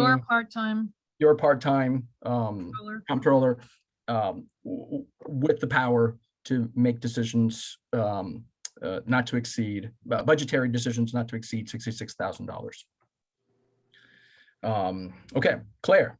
Okay, roll call vote, please. Roll call, please. Claire. Aye. Israel Balderas. Aye. Emily. Aye. Daniela. Aye. Ashanti. Aye. Kevin. Aye. Adam. Aye. Okay. And the vote is 7-0. It passes unanimously. So Jody and Peter. Yeah, need to Jody vote. and Peter Should need the to new vote. board members? Yeah. vote? I'm so sorry. Yeah. I am so sorry. Peter. Aye. Thank you. And Jody. Aye. I so apologize. Please forgive me. Your So first correction, vote. Madam President, the vote is 9-0. It's unanimous. Okay, thank you for that, all that work. I appreciate it. Well, so now there's one more thing that we got to approve, and now we can approve to adopt a 2022-2023 budget based on the framework of the 2022 budget, with the caveat, and Jennifer and I have been talking about this, right? That my concern was that the 2022 budget had too high expenses. So she starts with the 22 framework, but she's already looking at cutting expenses. And we had that conversation earlier today. Okay, can you restate the motion? Sure. I'm asking the board that we approve the interim executive director's budget proposal, applying the 2022 budget framework for the 2022-2023 budget. Thank you. Is there a second? Second. Was Ashanti? And discussion? Well, I'm a little confused as to what that framework is. So, I mean, since we haven't seen the budget, since I haven't seen the budget for this year, and I don't know what the budget was last year, I mean, what are we specifically talking about here? Jennifer? Yeah, it's really just giving us permission to pay for day-to-day expenses that are normal expenses for SPJ that exceed $5,000. So we aren't having to run to the board every time we want to spend over $5,000 on things like awards, plaques. What else would be in that? Somebody help me out here. Any expenses, any expenses over $5,000. In the past, Kevin, what's happened is the board, well, you know this, the board would adopt a budget. And so therefore, any expenses over 5,000, the executive director would have the power to, make those decisions because the board approved the budget, right? So initially, we were just going to go every 5,000 and above requests, we were going to vote on it, but that's going to be too much, right? And again, are we now getting too much into Jennifer's business? So her proposal was, can we just go ahead and adopt the 2022? Now, to your question, what is the 2022? Jennifer, we probably need to put, I thought for a reason we had put it up there, but that's on me. I assume too much. Yeah, so my fault. that budget was so unusual. It had like the PPP loan in it. It had the money from the sale of the building in it. So, I mean, obviously there are things in that budget that won't apply to this year. But I can definitely track that down and put it in your, There was Dropbox. a virtual conference. I mean, that rather than Right. in-person conference, that changed a lot of the costs there.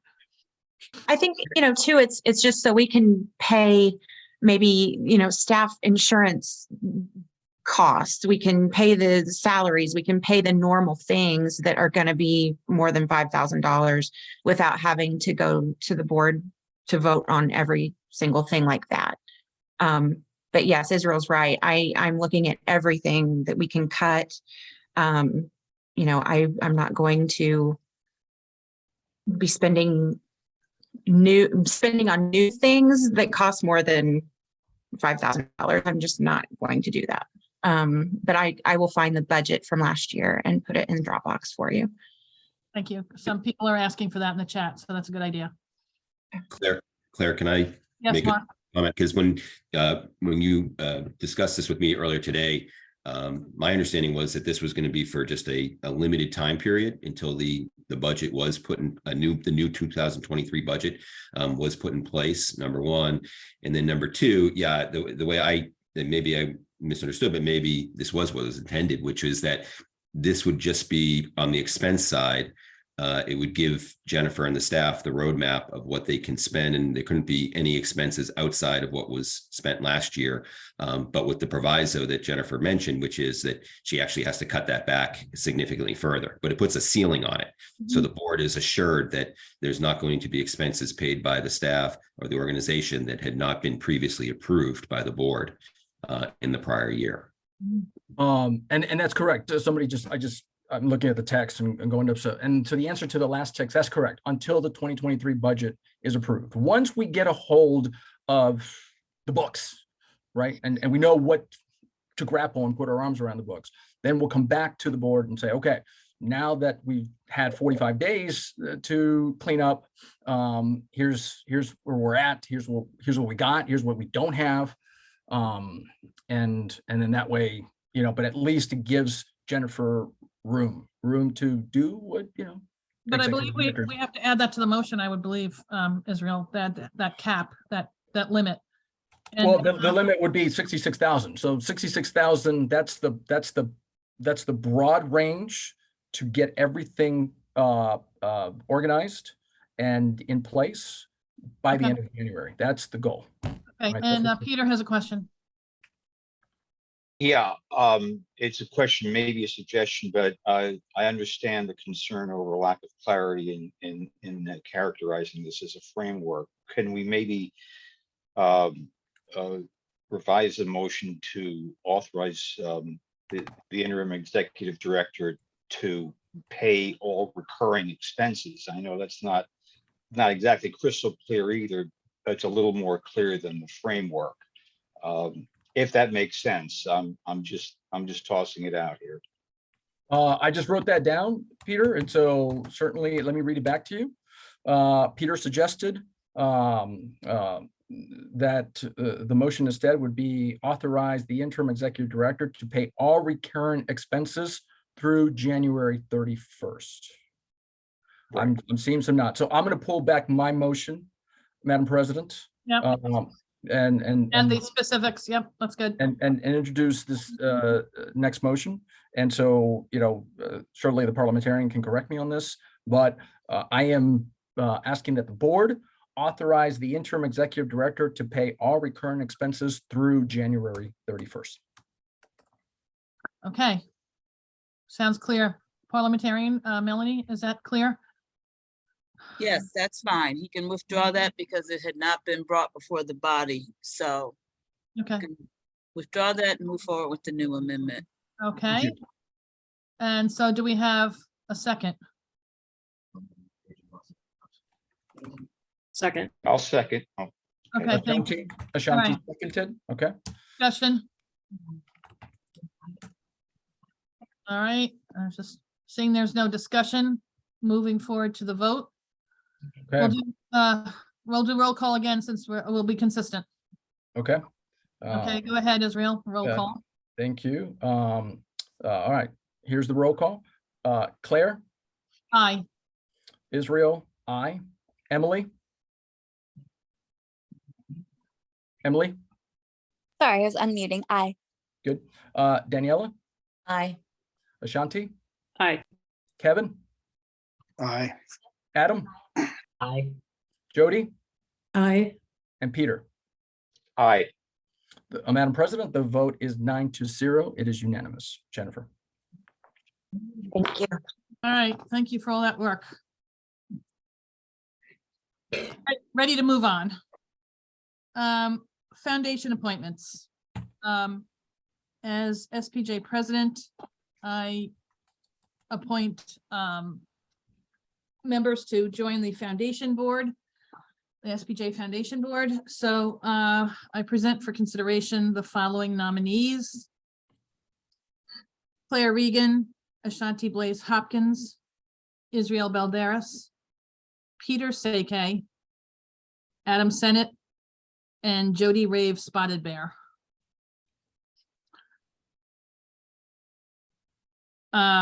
So I can present them as a slate, in a motion as a slate. Just checking with the parliamentarian.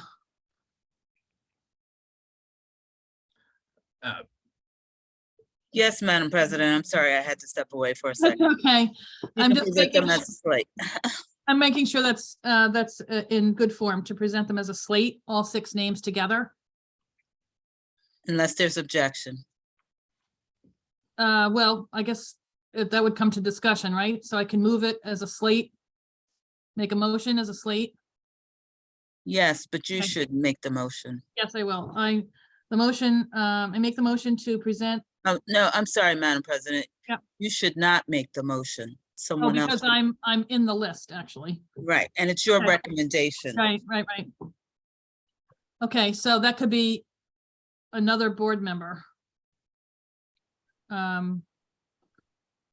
who is not on the list. Am I correct about that, Melanie? That it would be better if Yeah, they're not. on let's- the list. right, okay. I can do it. Can we ask Daniela Ibarra to do that? Okay. Yeah, I was gonna volunteer. Thank you. I move to vote on, sorry if I mess this up, correct me if I'm wrong, but I'll go ahead and do it. I move to approve all of the SPJ presidents appointees to the SPJ Foundation Board as a slate.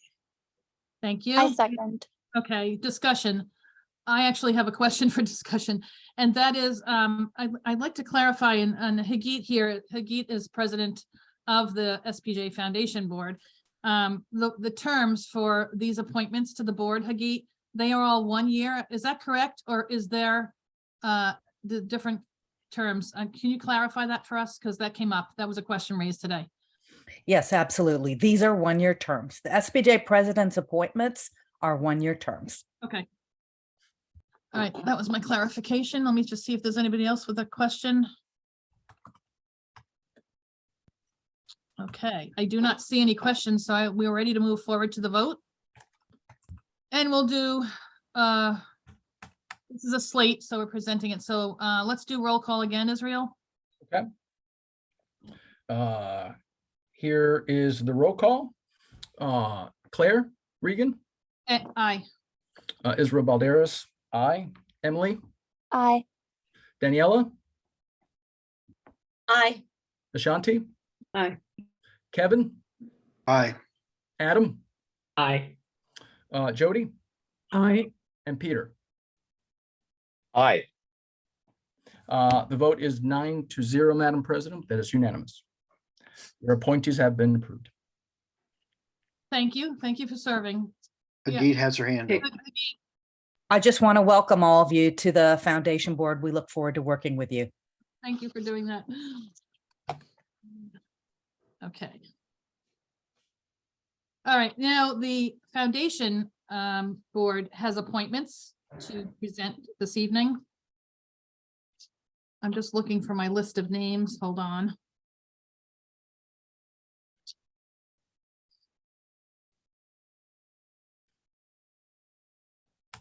Actually, okay.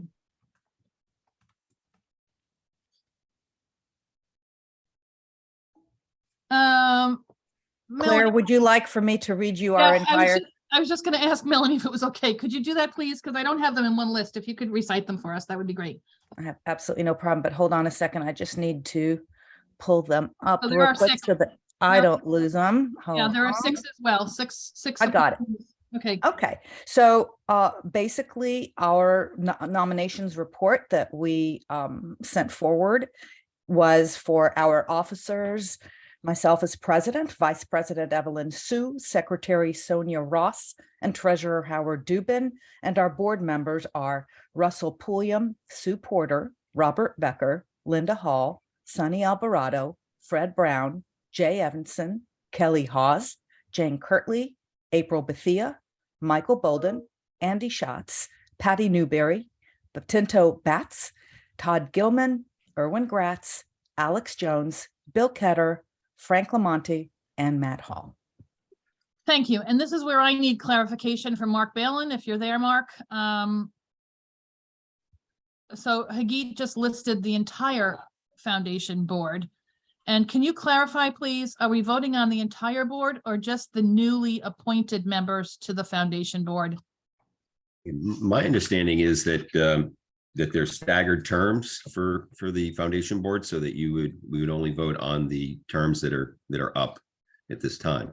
That you have 3-year terms on the foundation board, and so the only ones that would be voted on at this time would be the ones that are essentially that their terms had expired, or for people doing new terms. But people who are on the board who are for 3 years would not come up again for a vote until their term expired.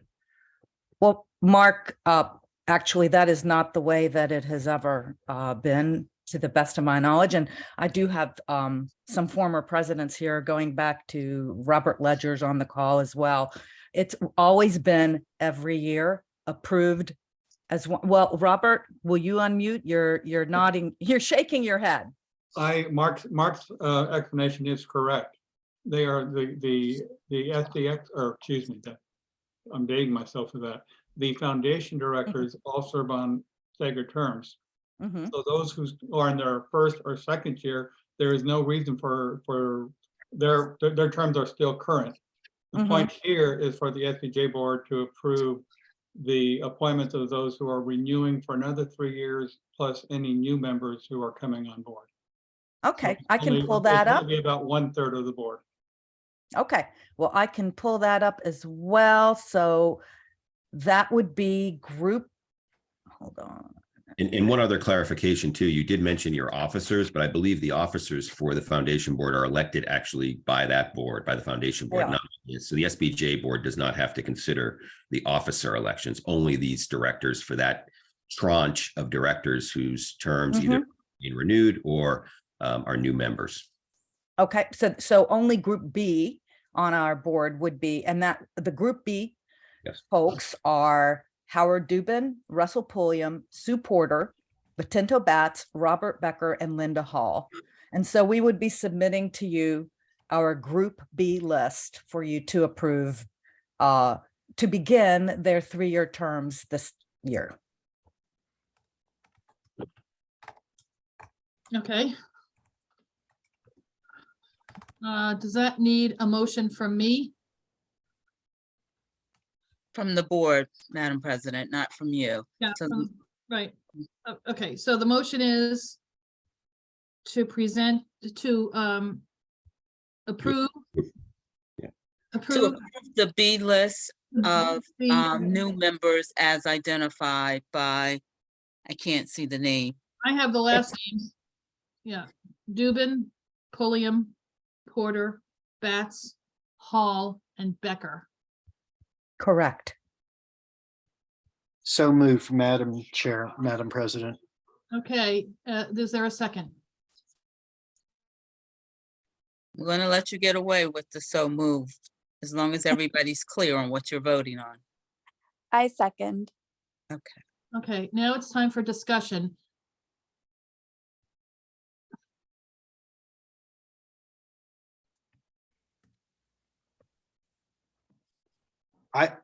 If I may, I've served with 4 of the people that are listed on here, and they are outstanding board members who have served the foundation with distinction, particularly Howard.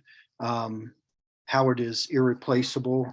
Sue Porter is a great addition, and Russell Pulliam is there for the obvious reason of his dedication and commitment to SPJ, and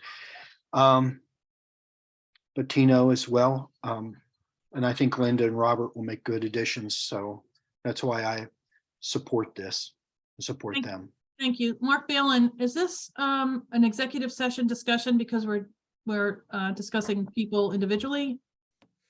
No, I mean, not unless there's a reason. So. Okay, all right, so I would hear that from the board if that was true. Okay. I have no dirt on any of them that I'm willing to share publicly. So I think we're good. Okay, I don't see any other. Yeah, I have a. Oh, I I'm have sorry, a, Ashanti, go ahead. I have a question for Hagit regarding one of your appointees, Linda Hall.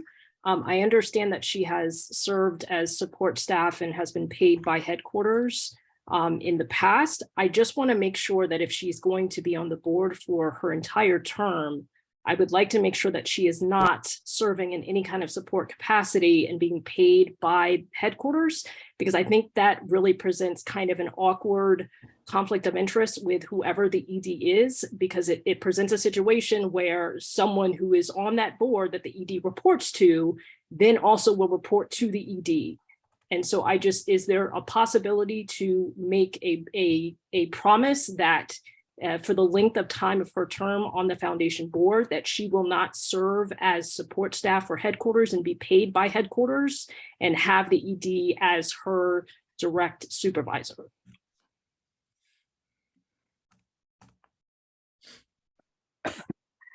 To the best of my knowledge, Linda retired. I do believe that headquarters has occasionally hired her to do specific work that no one else at headquarters knows how to do, but that is not, I'm not in a hiring capacity, and I don't think I can speak to what SPJ headquarters would do.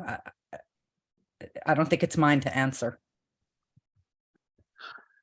Jennifer, did you want to address that at all? About Linda's role, or help fill in the blank about that? Mark, is there a reason why that someone serving on the board? Well, I mean, I guess. Yeah, I think Ashanti's point is well taken, in the sense that if you have someone who is being supervised by the executive director, who in turn is sitting on a board that supervises the executive director, that can present a conflict. Typically in the past, we've dealt with it in ways where the board has independently, and again, it's usually with the SPJ board, not with the foundation board, But where there have been people who've been paid, who have been on the board, the SPJ board the independent directors, the more directors who are not involved would vote on approving those payments to that board member. And so it creates a complicating factor, and frankly, it's disfavored, but it's not entirely illegal. And it has been done, as I mentioned in the past, and it can be done. But it's, I think, something that Jennifer perhaps can handle, in the sense that if she's not a full-time employee, she's not even a part-time employee. She I guess could qualify as a part-time employee, but from my understanding, is that she's been brought in to work on very specific tasks based on her experience. And for instance, at convention, she has run that front desk, the registration desk, for many years. She knows it better than anyone. It made sense for bringing her back to help run the registration desk. But going forward, I do think that that Jennifer, should be wary about, or whoever the executive director is, but right now it's Jennifer, should be wary about hiring her given that situation. And can I add, I'm new to this, but I did review your bylaws, and it does state that no member of the board shall receive directly or indirectly any salary or compensation from the society other than properly documented expenses occurring while on society's business. And I understand the foundation is separate from the board, but generally the same rules apply to both groups serving. So I would just echo what the attorney said. You definitely want to be careful on this one.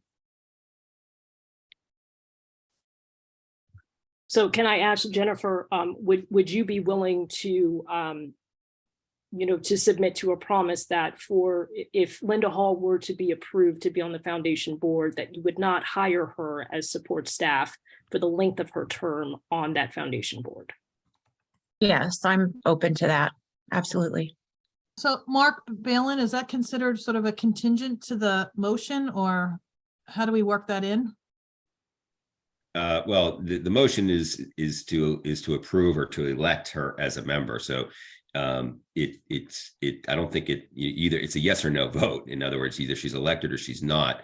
To the extent she is later hired by the society, by Jennifer, that's something that Jennifer would have control over, and she can either do it or not do it. And she's getting direction from some of your board members here that have concerns about that. So okay, I would advise that the vote go forward with yes or no. And I mean, Linda should be apprised of this too, obviously, because she may prefer to continue to serve as an employee versus a board member, an unpaid board member, as opposed to a compensated employee. I'm just clarifying, Madam Parliamentarian, questions in this discussion come from board members. Is that correct, or can we open it to the floor? It's typically from board members. Yeah, okay. So yeah, public comment has passed. Right, so I see others raising their hands. I just wanted to clarify so they knew. Okay, I'm looking to see if there is any other discussion about this. I do not see any from our board members. Okay, ready to move forward to a vote. So we're voting this on the slate. I just want to clarify that. You want to say we're voting on a slate of, and then the names? Melanie, do we have to, or can we just say on the slate? Is that? I did say the names before. Do you want me to? Nope. She did say the names. Why don't you say that you're voting on the B list as identified? Okay. Okay. I'm going to take the roll call for voting on the B list as identified. Let's do the vote. Claire. Aye. Israel. Aye. Emily. Aye. Daniela. Aye. Ashanti. Aye. Kevin. Aye. Adam. Aye. Jody. Aye. And Peter. Aye. Madam President, the vote is 9-0 to approve the B list as identified. Excellent. Thank you. I would like to say on behalf of the board that we look forward to working together, collaborating with the other board and both boards working together. I hope that happens a lot this year. Thank you all. Okay, moving on to old and new business. I have none. So I don't know if any other board members have any. Looking around the room. Are we doing old and new? I do have some new. Okay, thank you, Emily. Sure. I would just like to echo back to the points that Derek was talking about during public comment. If it's appropriate to do so now, I'd like to make a motion that we as a board support a letter of condemnation in support of the SB Guardian pertaining to the arrest. And I apologize if my phrasing there is not accurate, but it regarding what we've heard over public comment, I think we should have our support known, just like some of our sister organizations have already done. So I hope we can do that, and I hope we could do it soon. Okay, I'm not quite sure how to handle this at this point in the agenda. It's being addressed by the LDF. Madam, point of clarification. I mean, the LDF will get an application for request for funding. Usually what happens, I meet with the attorney and I say, you know, they have to vet the person who's submitting the request. We usually talk to the attorney who's representing. We want to find out what's the posture of the case, where are we at? I could just tell you in the past, we've hardly ever funded, motion to dismiss at the stage. We like to fund cases that are substantive. You know, if it's an anti-SLAPP defamation case, yep, absolutely, that's substantive. So certainly, I think I've said in some emails that Derek is more than happy to apply. Mark, do you know if we received his application? I haven't seen it come across, and usually I would, but maybe I missed it. I will look too. I don't recall seeing it either. Okay.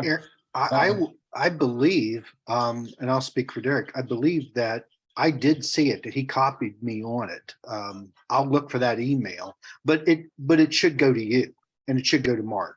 So yeah, usually I get any email sent to the SPJ LDF, right? That email comes to me and comes to Mark, and then we get right away. You know, we try to move forward. We got like 3 or 4 different applicants that we'll meet, and then we'll do it in total. But again, I hadn't seen it, and I checked my emails to see if I'd gotten something from LDF. I'm pretty sure I still get the LDF emails. Jennifer, if you can check just to make sure that those are forwarded to me. But certainly that's one process. Emily, sorry, because Emily, you were asking. But I think the LDF request for money, Madam President, is different than I think what Emily is asking, which is the new business would be that we as a board, I think, Emily, I don't want to put words in your mouth, so I apologize. No, you're right on track. But you're making a motion to support Derek's case and or condemn his arrest, as Derek has told us today, but he's also sent some emails to us. Exactly. No, thank you, Israel. That put it perfectly. I appreciate all the work LDF is doing on this, and I'm sure that y'all are totally on it. But I mean, in addition to that, some sort of letter, especially now that CPJ has already put out a letter, just to echo our support. Okay, Peter, you have your hand up. Is it about this issue? And you're on mute. Okay. It is not. I had my hand up when you asked for hands, but I can wait until this issue is. Okay, so there's a motion then on the floor. Is that correct? Can we clarify, Israel, can you clarify that as a motion? Oh, that's sorry, not my role. I think that would be Melanie. I know. Emily, it was Emily who made the motion. Yeah, but she was looking for some direction, but we'll say it again. Emily, do you want to say it again?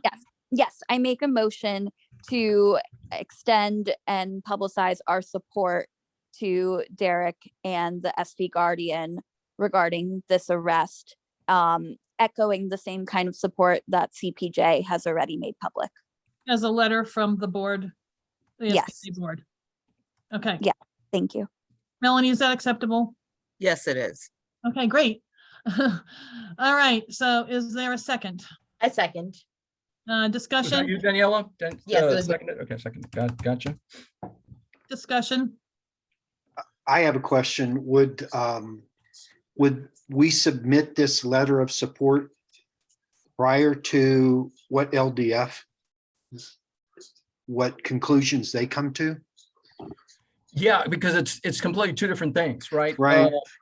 It's one is a support letter, right? Like, and again, I hate to do and speak for my members, I really do. But I think what Emily's asking is, we put out a press release. Right, I understand. That Jennifer's team would write up a letter of support. She usually passes it around. We all say, yep, thumbs up. And then they put it out in a press release, right? We're supporting our member. Whereas the LDF, he can apply. Now, I have told him he wants to apply for $25,000. And I've told him, I said, look, we're going to apply for 5. We'll study your case. We'll look at your case. And then if the recommendation is, let's give more, then certainly we bring it to the board, but we're only authorized to approve as an LDF committee the $5,000, right? And I think he's being, for some reason, I think he was being represented by Fire. And so, Mark would talk to the attorneys at Fire and then find out. If I may, Israel, just for clarification, it's Derek speaking. Oh, okay. I don't know if you can do that, but okay. Madam Chairman, I don't know. Mark, am I, just to clarify, just on where the legal representation stands, is that something appropriate? We can ask the parliamentarian, but is our parliamentarian still here? Can we have comment from, if the president allows it? If the president allows it, but on the motion is to approve the letter. So it sounds like he wants to talk about his case. And the application to the LDF is, am I understanding that correctly? Is that his comment? I think he wants to clarify something I said. And so I think that's what he's trying to do, is he's trying to clarify. I think I said he's being represented by Fire because I saw an email somewhere. And so I think he's just trying to go, hey, there's an update or something. So I don't. Yes, that's correct. I'm okay with it, if you want to clarify quickly. Yeah, there's no legal representation at this time. Jack Greiner had previously represented. We have criminal defense in the pipe works ready to go when the indictment moves forward. But Fire does not represent. They just currently was also issuing a letter of condemnation. Okay. All right, any other discussion or questions? I have a question. Do we know how long it might take the legal defense fund to consider this and make a decision? Yeah, I mean, right now we've got 2 cases that we're investigating in the pipeline. Plus we've got two big amicus briefs that we're going back and forth. One out of New Mexico involving open records. Frank Lamont is leading that one. And then a 5th Circuit case involving a reporter out of Texas that we're also trying to work. So we got those 2 plus the 2 that we're investigating. So certainly, again, we can handle it, but you got to go through the process. And again, we'll find out. We'll check to see if it is in the pipeline that we've gotten the request in our inbox. But if not, certainly, Derek can again approve that or send that in, and we'll try to get to it right away. Again, I'm hearing 2 different things. One is money for criminal defense. And I think that would be no, it won't. April, we supported April on her criminal defense. So again, we'll have to investigate the posture of the case. Right. I'm just wondering if maybe it would be a good idea to tie a letter in with what the LDF decides. Maybe that's not appropriate. I don't know, but I was just thinking, not that I doubt anything Derek has said, but it would be good if the case was just vetted a little bit, just because I'm hearing about this just now for the first time again. Not that I doubt anything Derek has said, but I'm just throwing that out there. Yeah, I think the letter that Emily's talking about is something that would be immediate support that Jennifer's office could put out within the next couple of days. The LDF, it takes time, right? A lot of people who are shaking their head, they know because they've served on the LDF committee, and they know that just takes time. We want to make sure and cross our I's, dots our. That's what I was trying to get an idea of, whether it was like 6 months or 2 weeks from now. The LDF, I've never served in the committee, so if it's like 6 or 7 months, that might be too late for a statement. So. Okay, so these were questions on the motion. We still only have one motion right now. Nobody's seconded. Oh, no, sorry. Danielle seconded. Sorry, I apologize. Yeah, we were in discussion. Yeah, we're in discussion. I think we're ready to move forward on the vote. Okay. All right. Okay, so the question on the floor, a motion to extend and publicize support for Derek and the news organization, The Guardian, regarding the arrest and making the same support that CPJ has made. Okay, we'll I'm gonna do take the roll call. Yep. I'm gonna take the roll call. Claire Reagan, Aye. Israel Balderas, aye. Emily Block, Aye, thank you. Danielle Ibarra, Aye. Ashanti Blaze, Aye. Kevin Smith, Aye. Adam Sennett, Aye. Jody, Aye. and Peter. Aye. Madam President, the vote is 9-0. It's unanimous for support. And I want to thank Emily for raising the motion. Thank you, Emily. Oh, Peter, you have a question. Yeah, we're still in old new business, so go ahead. Right. Under new business, and I don't know if it's appropriate if I make an announcement or not, but I just want to point out that unless there's a miracle, the staff of the New York Times, represented by the News Guild of New York, is going to be on strike tomorrow. It's going to be a one-day strike. They're asking, the union is asking, and a lot of the individuals are asking that the people refrain from engaging with the Times website while they're on strike, no clicking on stories, and maybe most far-reaching of all, not doing Wordle. So I'm just letting you know, I'm not asking the board to take a position on it, but I just wanted everyone to know that's happening. Okay, thank you for that update. Anybody else for old or new business? All Can I right. Oh, I'm sorry, I hope I'm not out of order, but on the New York Times, because I'm active with the Guild in Philadelphia, there is a solidarity rally and a Zoom meeting that you can join. I will forward that link. thank you, Melanie. Thank you, Madam President. Okay, I think we're ready to move on to number 13, board orientation. Mark, could you, since you lead that, could you just explain what it is? And go ahead, do that first, please.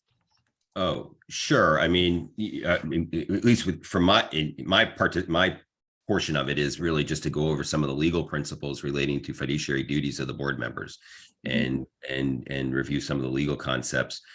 In prior years, there's been, other board training where, you do other types of projects. I think tonight, though, I'm only going to present the legal aspect of it. And then maybe during the year, throughout your board meetings during the year, you'll do other types of board training programs.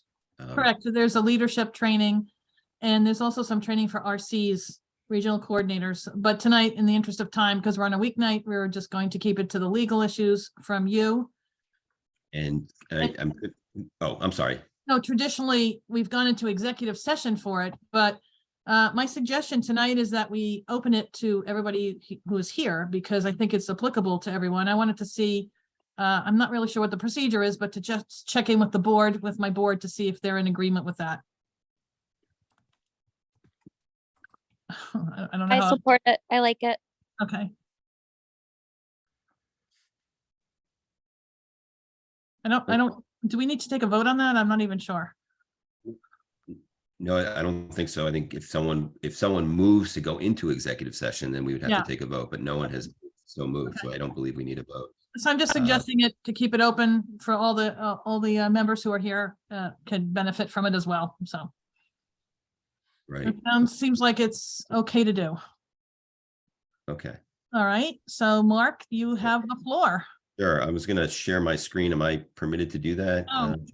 Yes, you can. Oh, it works. Okay. Yep. All right. So as I mentioned, let's see, there we go. I just want to make sure that worked.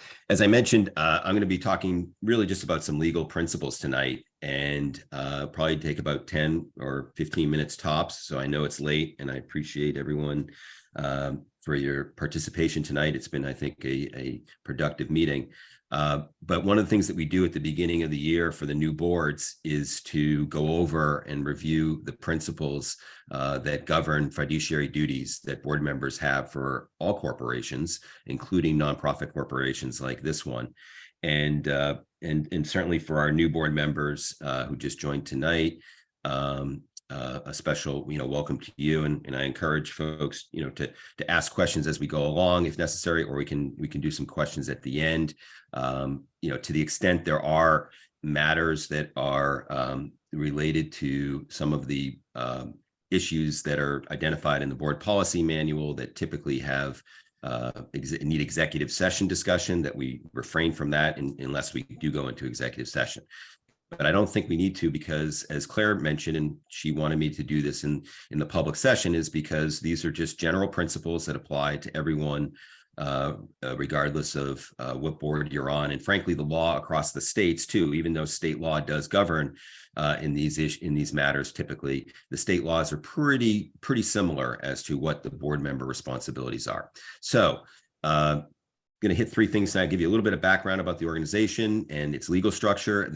Then we'll get into the duties and responsibilities. And the key duties here are, of course, the duty of care and the duty of loyalty. We'll get into some more detail about that.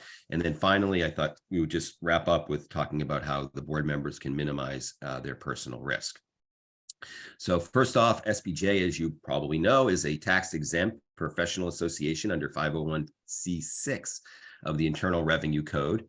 And it is a corporation in Illinois. It's a nonprofit corporation, not-for-profit corporation under Illinois law. And so therefore, Illinois law applies to govern sort of the organization in terms of how its governance and its structure. SPJ is governed by a national board of directors, and that is you folks. You 9 individuals are the governing body of the society, and you've been elected to this position or appointed and approved by the board. Your primary goal in governing is satisfied by setting policy and providing the operational planning and maintaining the financial well-being of the society, and then delegating functions to full-time managers whom you oversee and monitor. And we can get into a little bit more detail about what that entails. But let's start with the duties and responsibilities. So administer the corporate affairs of the society for the benefit of the members. Again, you are overseeing it from a higher level. And you have a paid staff in this organization that will carry out the day-to-day functions. So you are at the corporate level, you're on the board of directors. That means that you will not get involved in day-to-day decision-making on directing staff and so forth. We have an executive director under our bylaws who is the one who's responsible for the staff. What your responsibility is to oversee the overall operation of the organization and its mission, and in supporting its mission. And the way you do that is you exercise the best care, skill, and judgment. And again, we can get into a little bit more detail on that when we talk about your duty of care and the duty of loyalty. Again, one of the main things that you need to do as board members is be informed, be knowledgeable, participate, attend meetings. If you're appointed to be a committee chair, to carry out the duties of that committee. If you're a member of that committee, in that committee's affairs. And that will enable you to exercise and fulfill your fiduciary duties of the organization. So the two key components are what we call the duty of care and the duty of loyalty. And the duty of care we'll talk about first is essentially acting in a reasonable and informed manner when participating in board decisions, engaging in the oversight of the organization's officers and staff, and otherwise engaging in society business as necessary and when it's brought to your attention to make the decisions. And when you do have to make decisions and decisions are brought to you, you should act in a deliberate and knowledgeable way that includes, as appropriate, identifying and exploring alternatives. The language that I'm using here, it's not my own language. It's language that's been gleaned from the law, the statutes, and the case law that discusses duty of care. So how do you exercise your duty of care? Again, be informed, participate, delegate, rely on experts, financial, managerial experts, legal experts. Again, your staff, should have people with specific skills. You have a staff accountant, you have legal counsel, you have managers who've been trained to be managers. And then in the end, you need to exercise your independent and reasonable judgment. And you need to take into consideration all of the issues. I would call it a totality of the circumstances, where you look at all of the issues that are presented and weigh them and come to your conclusion. And as long as you follow these points, you will have what's called the protection of the business judgment rule, which is essentially a judicially created doctrine that says that the courts will not second guess you if you are doing these, if you're exercising the duty of care. They will not second guess your judgment, because a lot of times we will make decisions, we meaning the board will make decisions, the organization will make decisions that turn out not to be the best decisions in the world. That's going to happen. We're not always going to make the best decision. We're going to try to, but we always, but oftentimes we don't. And what the courts have said is that's okay, as long as you did your homework, as long as you were informed, as long as you participated, as long as you were active in relying and listening to your experts that you relied on, then they will give you the protection in the law, and that will protect you against fiduciary duty claims or breach of fiduciary duty claims, which I will talk about a little bit at the end. The other main duty is what's called the duty of loyalty. And that means you must put your interest as a board member, your personal interest aside, and put the interests of the society first. And so how do you do that? Well, you avoid conflicts of interest. We were talking about before how, getting paid by the organization is something which creates essentially a conflict of interest, because you were getting paid compensation that could affect your judgment as to the best interests of the organization, because your interests are also at stake. Don't engage in self-dealing. Self-dealing means that it's the same thing, that you're trying to steer contracts, for instance, from the organization to companies that you're affiliated with. Do not usurp corporate opportunities. That's a situation where, for instance, if someone comes to you who says, hey, I heard you're on the board at SPJ, this would be a great thing for SPJ to do if they participated in this program with us, and it would be a great benefit to SPJ. And instead of presenting it to SPJ in your capacity as a board member, you take it and you use it for a personal or for some other organization. That would be usurping a corporate opportunity that should otherwise have come to SPJ. Maintaining confidentiality. That's a key point in the law of duty of loyalty, and sometimes there's some friction with that issue in this organization because of the principles that a lot of journalists and news organizations adhere to regarding transparency and openness and the free flow of information.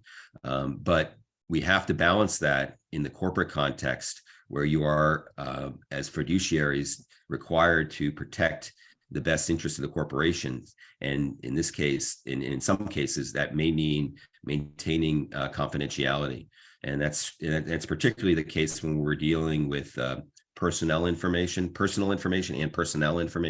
staff information about individuals and things like that. It could also have to do with legal matters where we have privileges in the legal setting. And if we don't maintain confidentiality, we could waive those privileges. And that would, in the end, hurt the corporation. So that is something where you, by not maintaining confidentiality, you would be breaching the duty of loyalty. Maintaining obedience to the mission. Again, knowing what it is that SPJ stands for and what SPJ does and what we're supposed to do. And one of those things, obviously, is perpetuating the organization itself and ensuring that the organization will be there, next year and the year after, and for generations to come. And act in a manner that best supports the interests of the organization, which is generally, again, sort of a summary of everything that I just described, the catch-all provision. So those are the main points for duty of loyalty. So before I get to minimizing personal risk, so those are the two main points: duty of loyalty and duty of care. And when you work through this year on the board, keep those two concepts in the back of your mind for everything that you're doing, and running it by for everything that you do with respect to the organization. Am I exercising the care that I should in my work for the organization, in my work on the board? And also, am I adhering to this duty of loyalty? So if you exercise the duties of care and loyalty, there really shouldn't be any major concerns for your personal risk. And there are protections for volunteers of directors like yourselves, and the regional coordinators for that matter. But for in your particular instance, you're members of the board of directors. We have indemnification, which is that under our bylaws, the organization will indemnify you if you are brought into any type of legal action in connection with your official duties for the organization. And then we also have insurance, which goes hand in hand with the indemnification provision, meaning that the insurance policies that the organization holds will cover you as directors too, if there is some type of legal risk. And so that is basically the sum of it. I'm happy to answer some questions on some of the general principles. If we're going to get into specific things, we might have to go into executive session, but hopefully we can keep the discussion to sort of the broad principles and understanding these concepts. And so at that, I will turn it back over to you, Claire.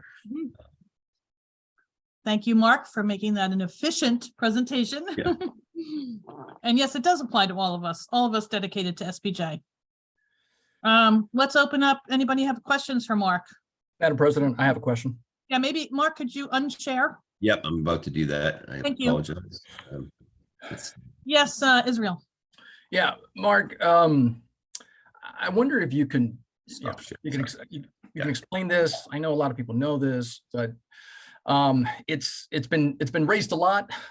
Certainly, Kevin Smith raised this on the campaign trail with me, and so I want to kind of talk about it so you can explain what duty of care, duty of loyalty means. Also, due diligence, because that's part of the requirement in Illinois law. But certainly this question has come up, right? And that is, well, we are a news organization. We want to be open. We want to be transparent. We shouldn't be meeting behind closed doors. I've told members, executive sessions are in the bylaws. Anytime we talk about contract, anytime we talk about personnel, anytime we talk about legal issues. So can you talk in the context of, we are an organization made up of journalists, but the fiduciary duty means our first obligation is our duty is not to the First Amendment, but our duty is to the corporation. And so therefore, what we have to adhere to is corporate law, and corporate law guides the definitions of duty of care and duty of loyalty, that our obligation is to that. Can you explain how that works? Yeah, no, you're exactly right, Israel. That a lot of times, because of the mission of this organization, we believe that we should not necessarily follow all of the corporate law doctrines with respect to operating a corporation. And that's not the case. I mean, I think there can be balance, and we can be, it's a spectrum, and we can be over on the side of the spectrum where there's more disclosure. For instance, SPJ has traditionally shared all of its financial information publicly, and a lot of corporations, don't do that. Nonprofits do have to file Form 990s, which has a detailed financial information. So that would come out, but that only comes out once a year, whereas SPJ tends to be more detailed, usually provides more information about that. But in the end, the purpose of the laws that protect the existence of the corporations is to just do that, is to protect their existence and their and so they can remain in perpetuity as institutions. And that, frankly, to me, is the way I see your fiduciary duties, is ensuring that the association can continue to exist, can continue to flourish. And that is your main mission. And whether it is, and as long as you do that, then it will be able to support some of the other concepts, such as protecting the First Amendment and encouraging the free flow of information. But if we do things, if the board doesn't, do things that are in the best interest of maintaining the integrity of the corporation, then all those other principles that it supports will go by the wayside. Thank you. Appreciate that. Anybody else with a question or a comment? Yeah, I have a question. Yes. Mark, if you could, can you clarify more of the reasons and the manner in which our board can decide to go into executive session, so that all members are clear about that process and about the reasons and how that looks to members when we do go into executive session? Right. Well, obviously, anytime you go into a secret meeting, it raises questions as to why they're doing that. But we actually, a couple of years ago, the board put into writing essentially a lot of the board policies, and it's in the board policy manual that's posted on the SPJ website. And in the board policy manual, it specifically lists the types of issues that should be addressed. What should you lose? in executive session. So, and I don't have it in front of me right now, but I can tell from memory, and Israel actually mentioned a few of these, but contract issues. So, and the reason we do contract issues in executive session is that we're negotiating a contract with a third party. We don't want to tell them all of our we don't want to have all of our discussion out in the open, so they know when we're trying to negotiate a contract with them what our positions are. When you're negotiating a contract, you want to keep things close to your chest at least for part of it. So that's one of the things that we would go into executive session for. Other things are personnel matters. There's a lot of laws, federal and state laws that protect employee information and protect employees from having public disclosure about their personal information. And so we have to be careful when we discuss and personnel matters are being addressed, that those are not in the open. And other legal matters, because I mentioned, if attorneys are providing legal advice, then there's what's called the attorney-client privilege.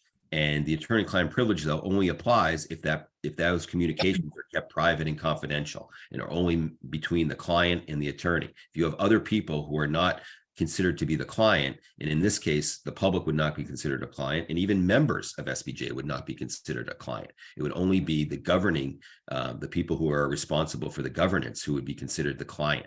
So when we're talking about legal matters and we want to preserve the attorney-client privilege, we have to go into executive session. Otherwise, we're going to be waiving that privilege. So those are the main ones that are mentioned specifically or enumerated in the board policy manual. However, there is some catch-all language in there too that says something to the effect that these types of matters should be or can be addressed in executive session. So there can be other matters too that might fall into that. And the way I usually view it is this something that will protect the organization by doing it in executive session? And if so, when you balance that against the sort of the public right to know or the urge that we have to be as transparent as possible, does that need to protect the organization outweigh those countervailing interests? Yeah. And I then wanna just to add- clarify, oh, so No, sorry. I wanted to thank you, Ashanti, for asking that question because we had several executive sessions at the beginning of our term, just in November. And we put a lot of careful thought into before we call one, because we certainly do not want to convey any secrecy to our members. But as Mark cited, there are certain situations that deem it necessary, and it's spelled out in our manual. And can I also clarify, we do not need a public session in order to go into executive Right. session. Is that correct, Mark? That's interesting. I don't think that's, it necessarily laid out as clearly as it could be. I don't think there's a directive that there has to be a public session. I think some of the bylaws in the board policy manual was written with the assumption that there would be a public, there would be a public meeting that we would then go into executive session with, but I don't believe that it's required. I'm wondering what purpose that would serve, because we wouldn't be able to discuss what we just addressed in the executive session. I don't know. I mean, happy to do it if that's what's called for, but we did look that up because we did have several of them recently. And I know announcing it on the website is very important so that members know that we are going into an executive session, and we did announce each one. Jennifer Ellis. Part of the policy says that you will return to public session and take any votes there. That would assume that you should start in public session. That is where we have had this friction throughout the past year and still is going on. Right. Two things on that. Number one, I wholeheartedly agree with you that if there is a vote that's going to take place, that a vote by virtue of that, what you just read, it needs to be done in a public session. So that's number one. Number two, as I said, the way it's written, it can be interpreted to mean that there's sort of an assumption, but there's not a requirement that the way I read it, there's not a requirement that there be a public session. Now, again, and it might be a little bit of form over substance in the sense that you would hold a public meeting to then immediately go into executive session. And I believe the interest in that is so that there's publication, that you're giving notice, there's notice being given of the executive session. And it seemed as though the way I see it is that by publishing it on the website as they've done, and in some instances, I think they even sent out emails or that said that there was going to be an executive session. That notice, that's essentially satisfying the notice requirement. Okay, thank you. Any other board members? Any other questions? Comments from board members? Okay. Madam President, Jennifer still has her hand up. Yeah, I mean, I guess we can open up to comments because it's not necessarily public comment session, but it's okay. Well, and Madam President, I think it's training for both regional coordinators. Presentation, and I invited everybody. So you're right. Go ahead, Jennifer.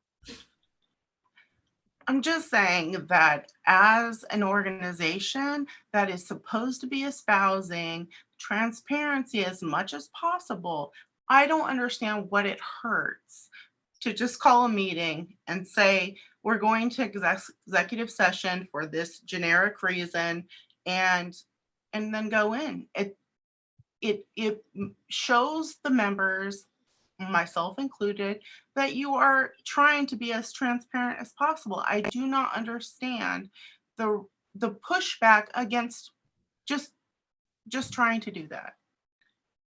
I just don't. Oh, I appreciate your thought. I don't feel like there's any pushback. We're following the bylaws, and we announce on the website that we're having the meeting. I don't know. I'm not trying to do any pushback on my end, but I'm sorry that's the perception. And Jennifer, I can only speak for myself. So for what it's worth, right? I mean, out on the campaign trail, my good friend from Ohio, the gentleman from Ohio, Kevin Smith, raised this issue directly with me. And I said, listen, you get on the board, you're going to find out what's been going on. And he and I have had conversations, right? So he now knows. Yep, absolutely. Okay, got you, Israel. You know, this is why we can't go. This is why, you know, we can't discuss these issues because these issues have to be discussed in the open.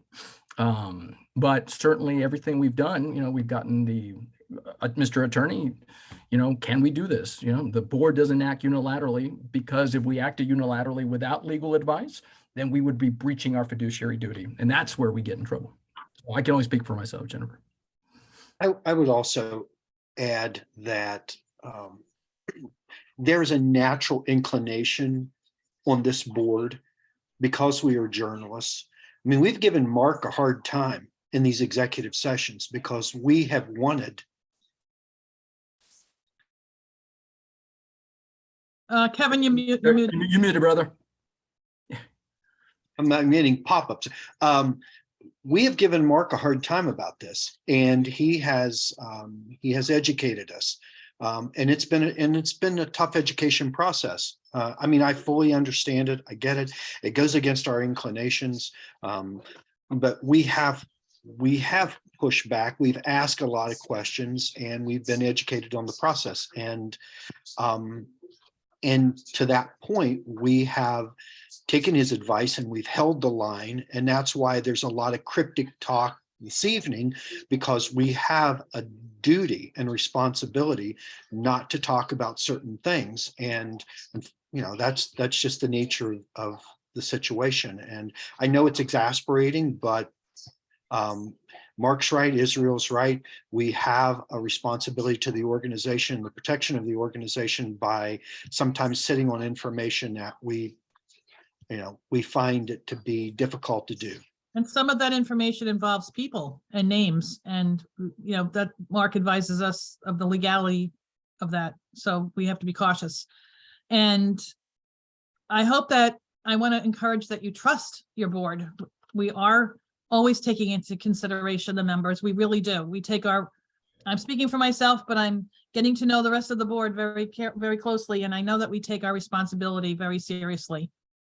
So I ask that we have your trust. Anybody else? Yeah, just something real quick. The 40-page board policy manual doesn't mention duty of care and duty of loyalty.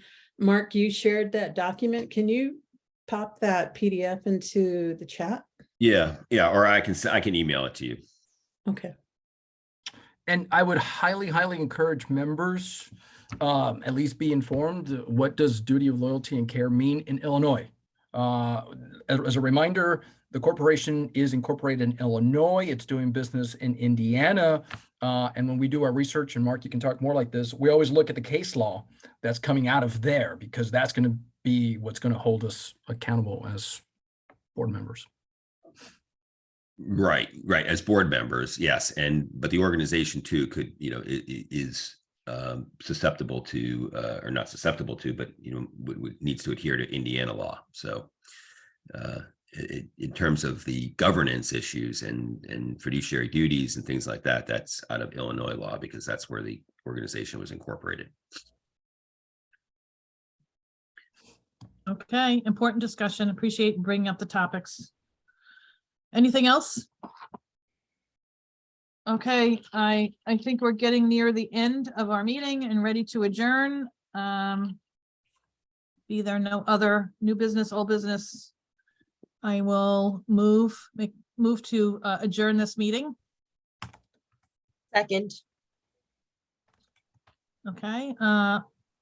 Who was that? Sorry, real quick. Who was that? Daniela? Thank you. Yeah, okay. Yeah, I can't remember if we have to have a discussion about whether or not to adjourn, but discussion? Okay. No roll call. It's just all right. I think we can just do it all together. All those in favor of adjourning? Aye. Aye. Anybody opposed? Any abstentions? All right. Thank you all for a very good meeting, first meeting of this term. Thank you very much for coming on your Wednesday night, and we'll be in touch. Thank you. Claire. Bye-bye. Thanks, Good night. everyone.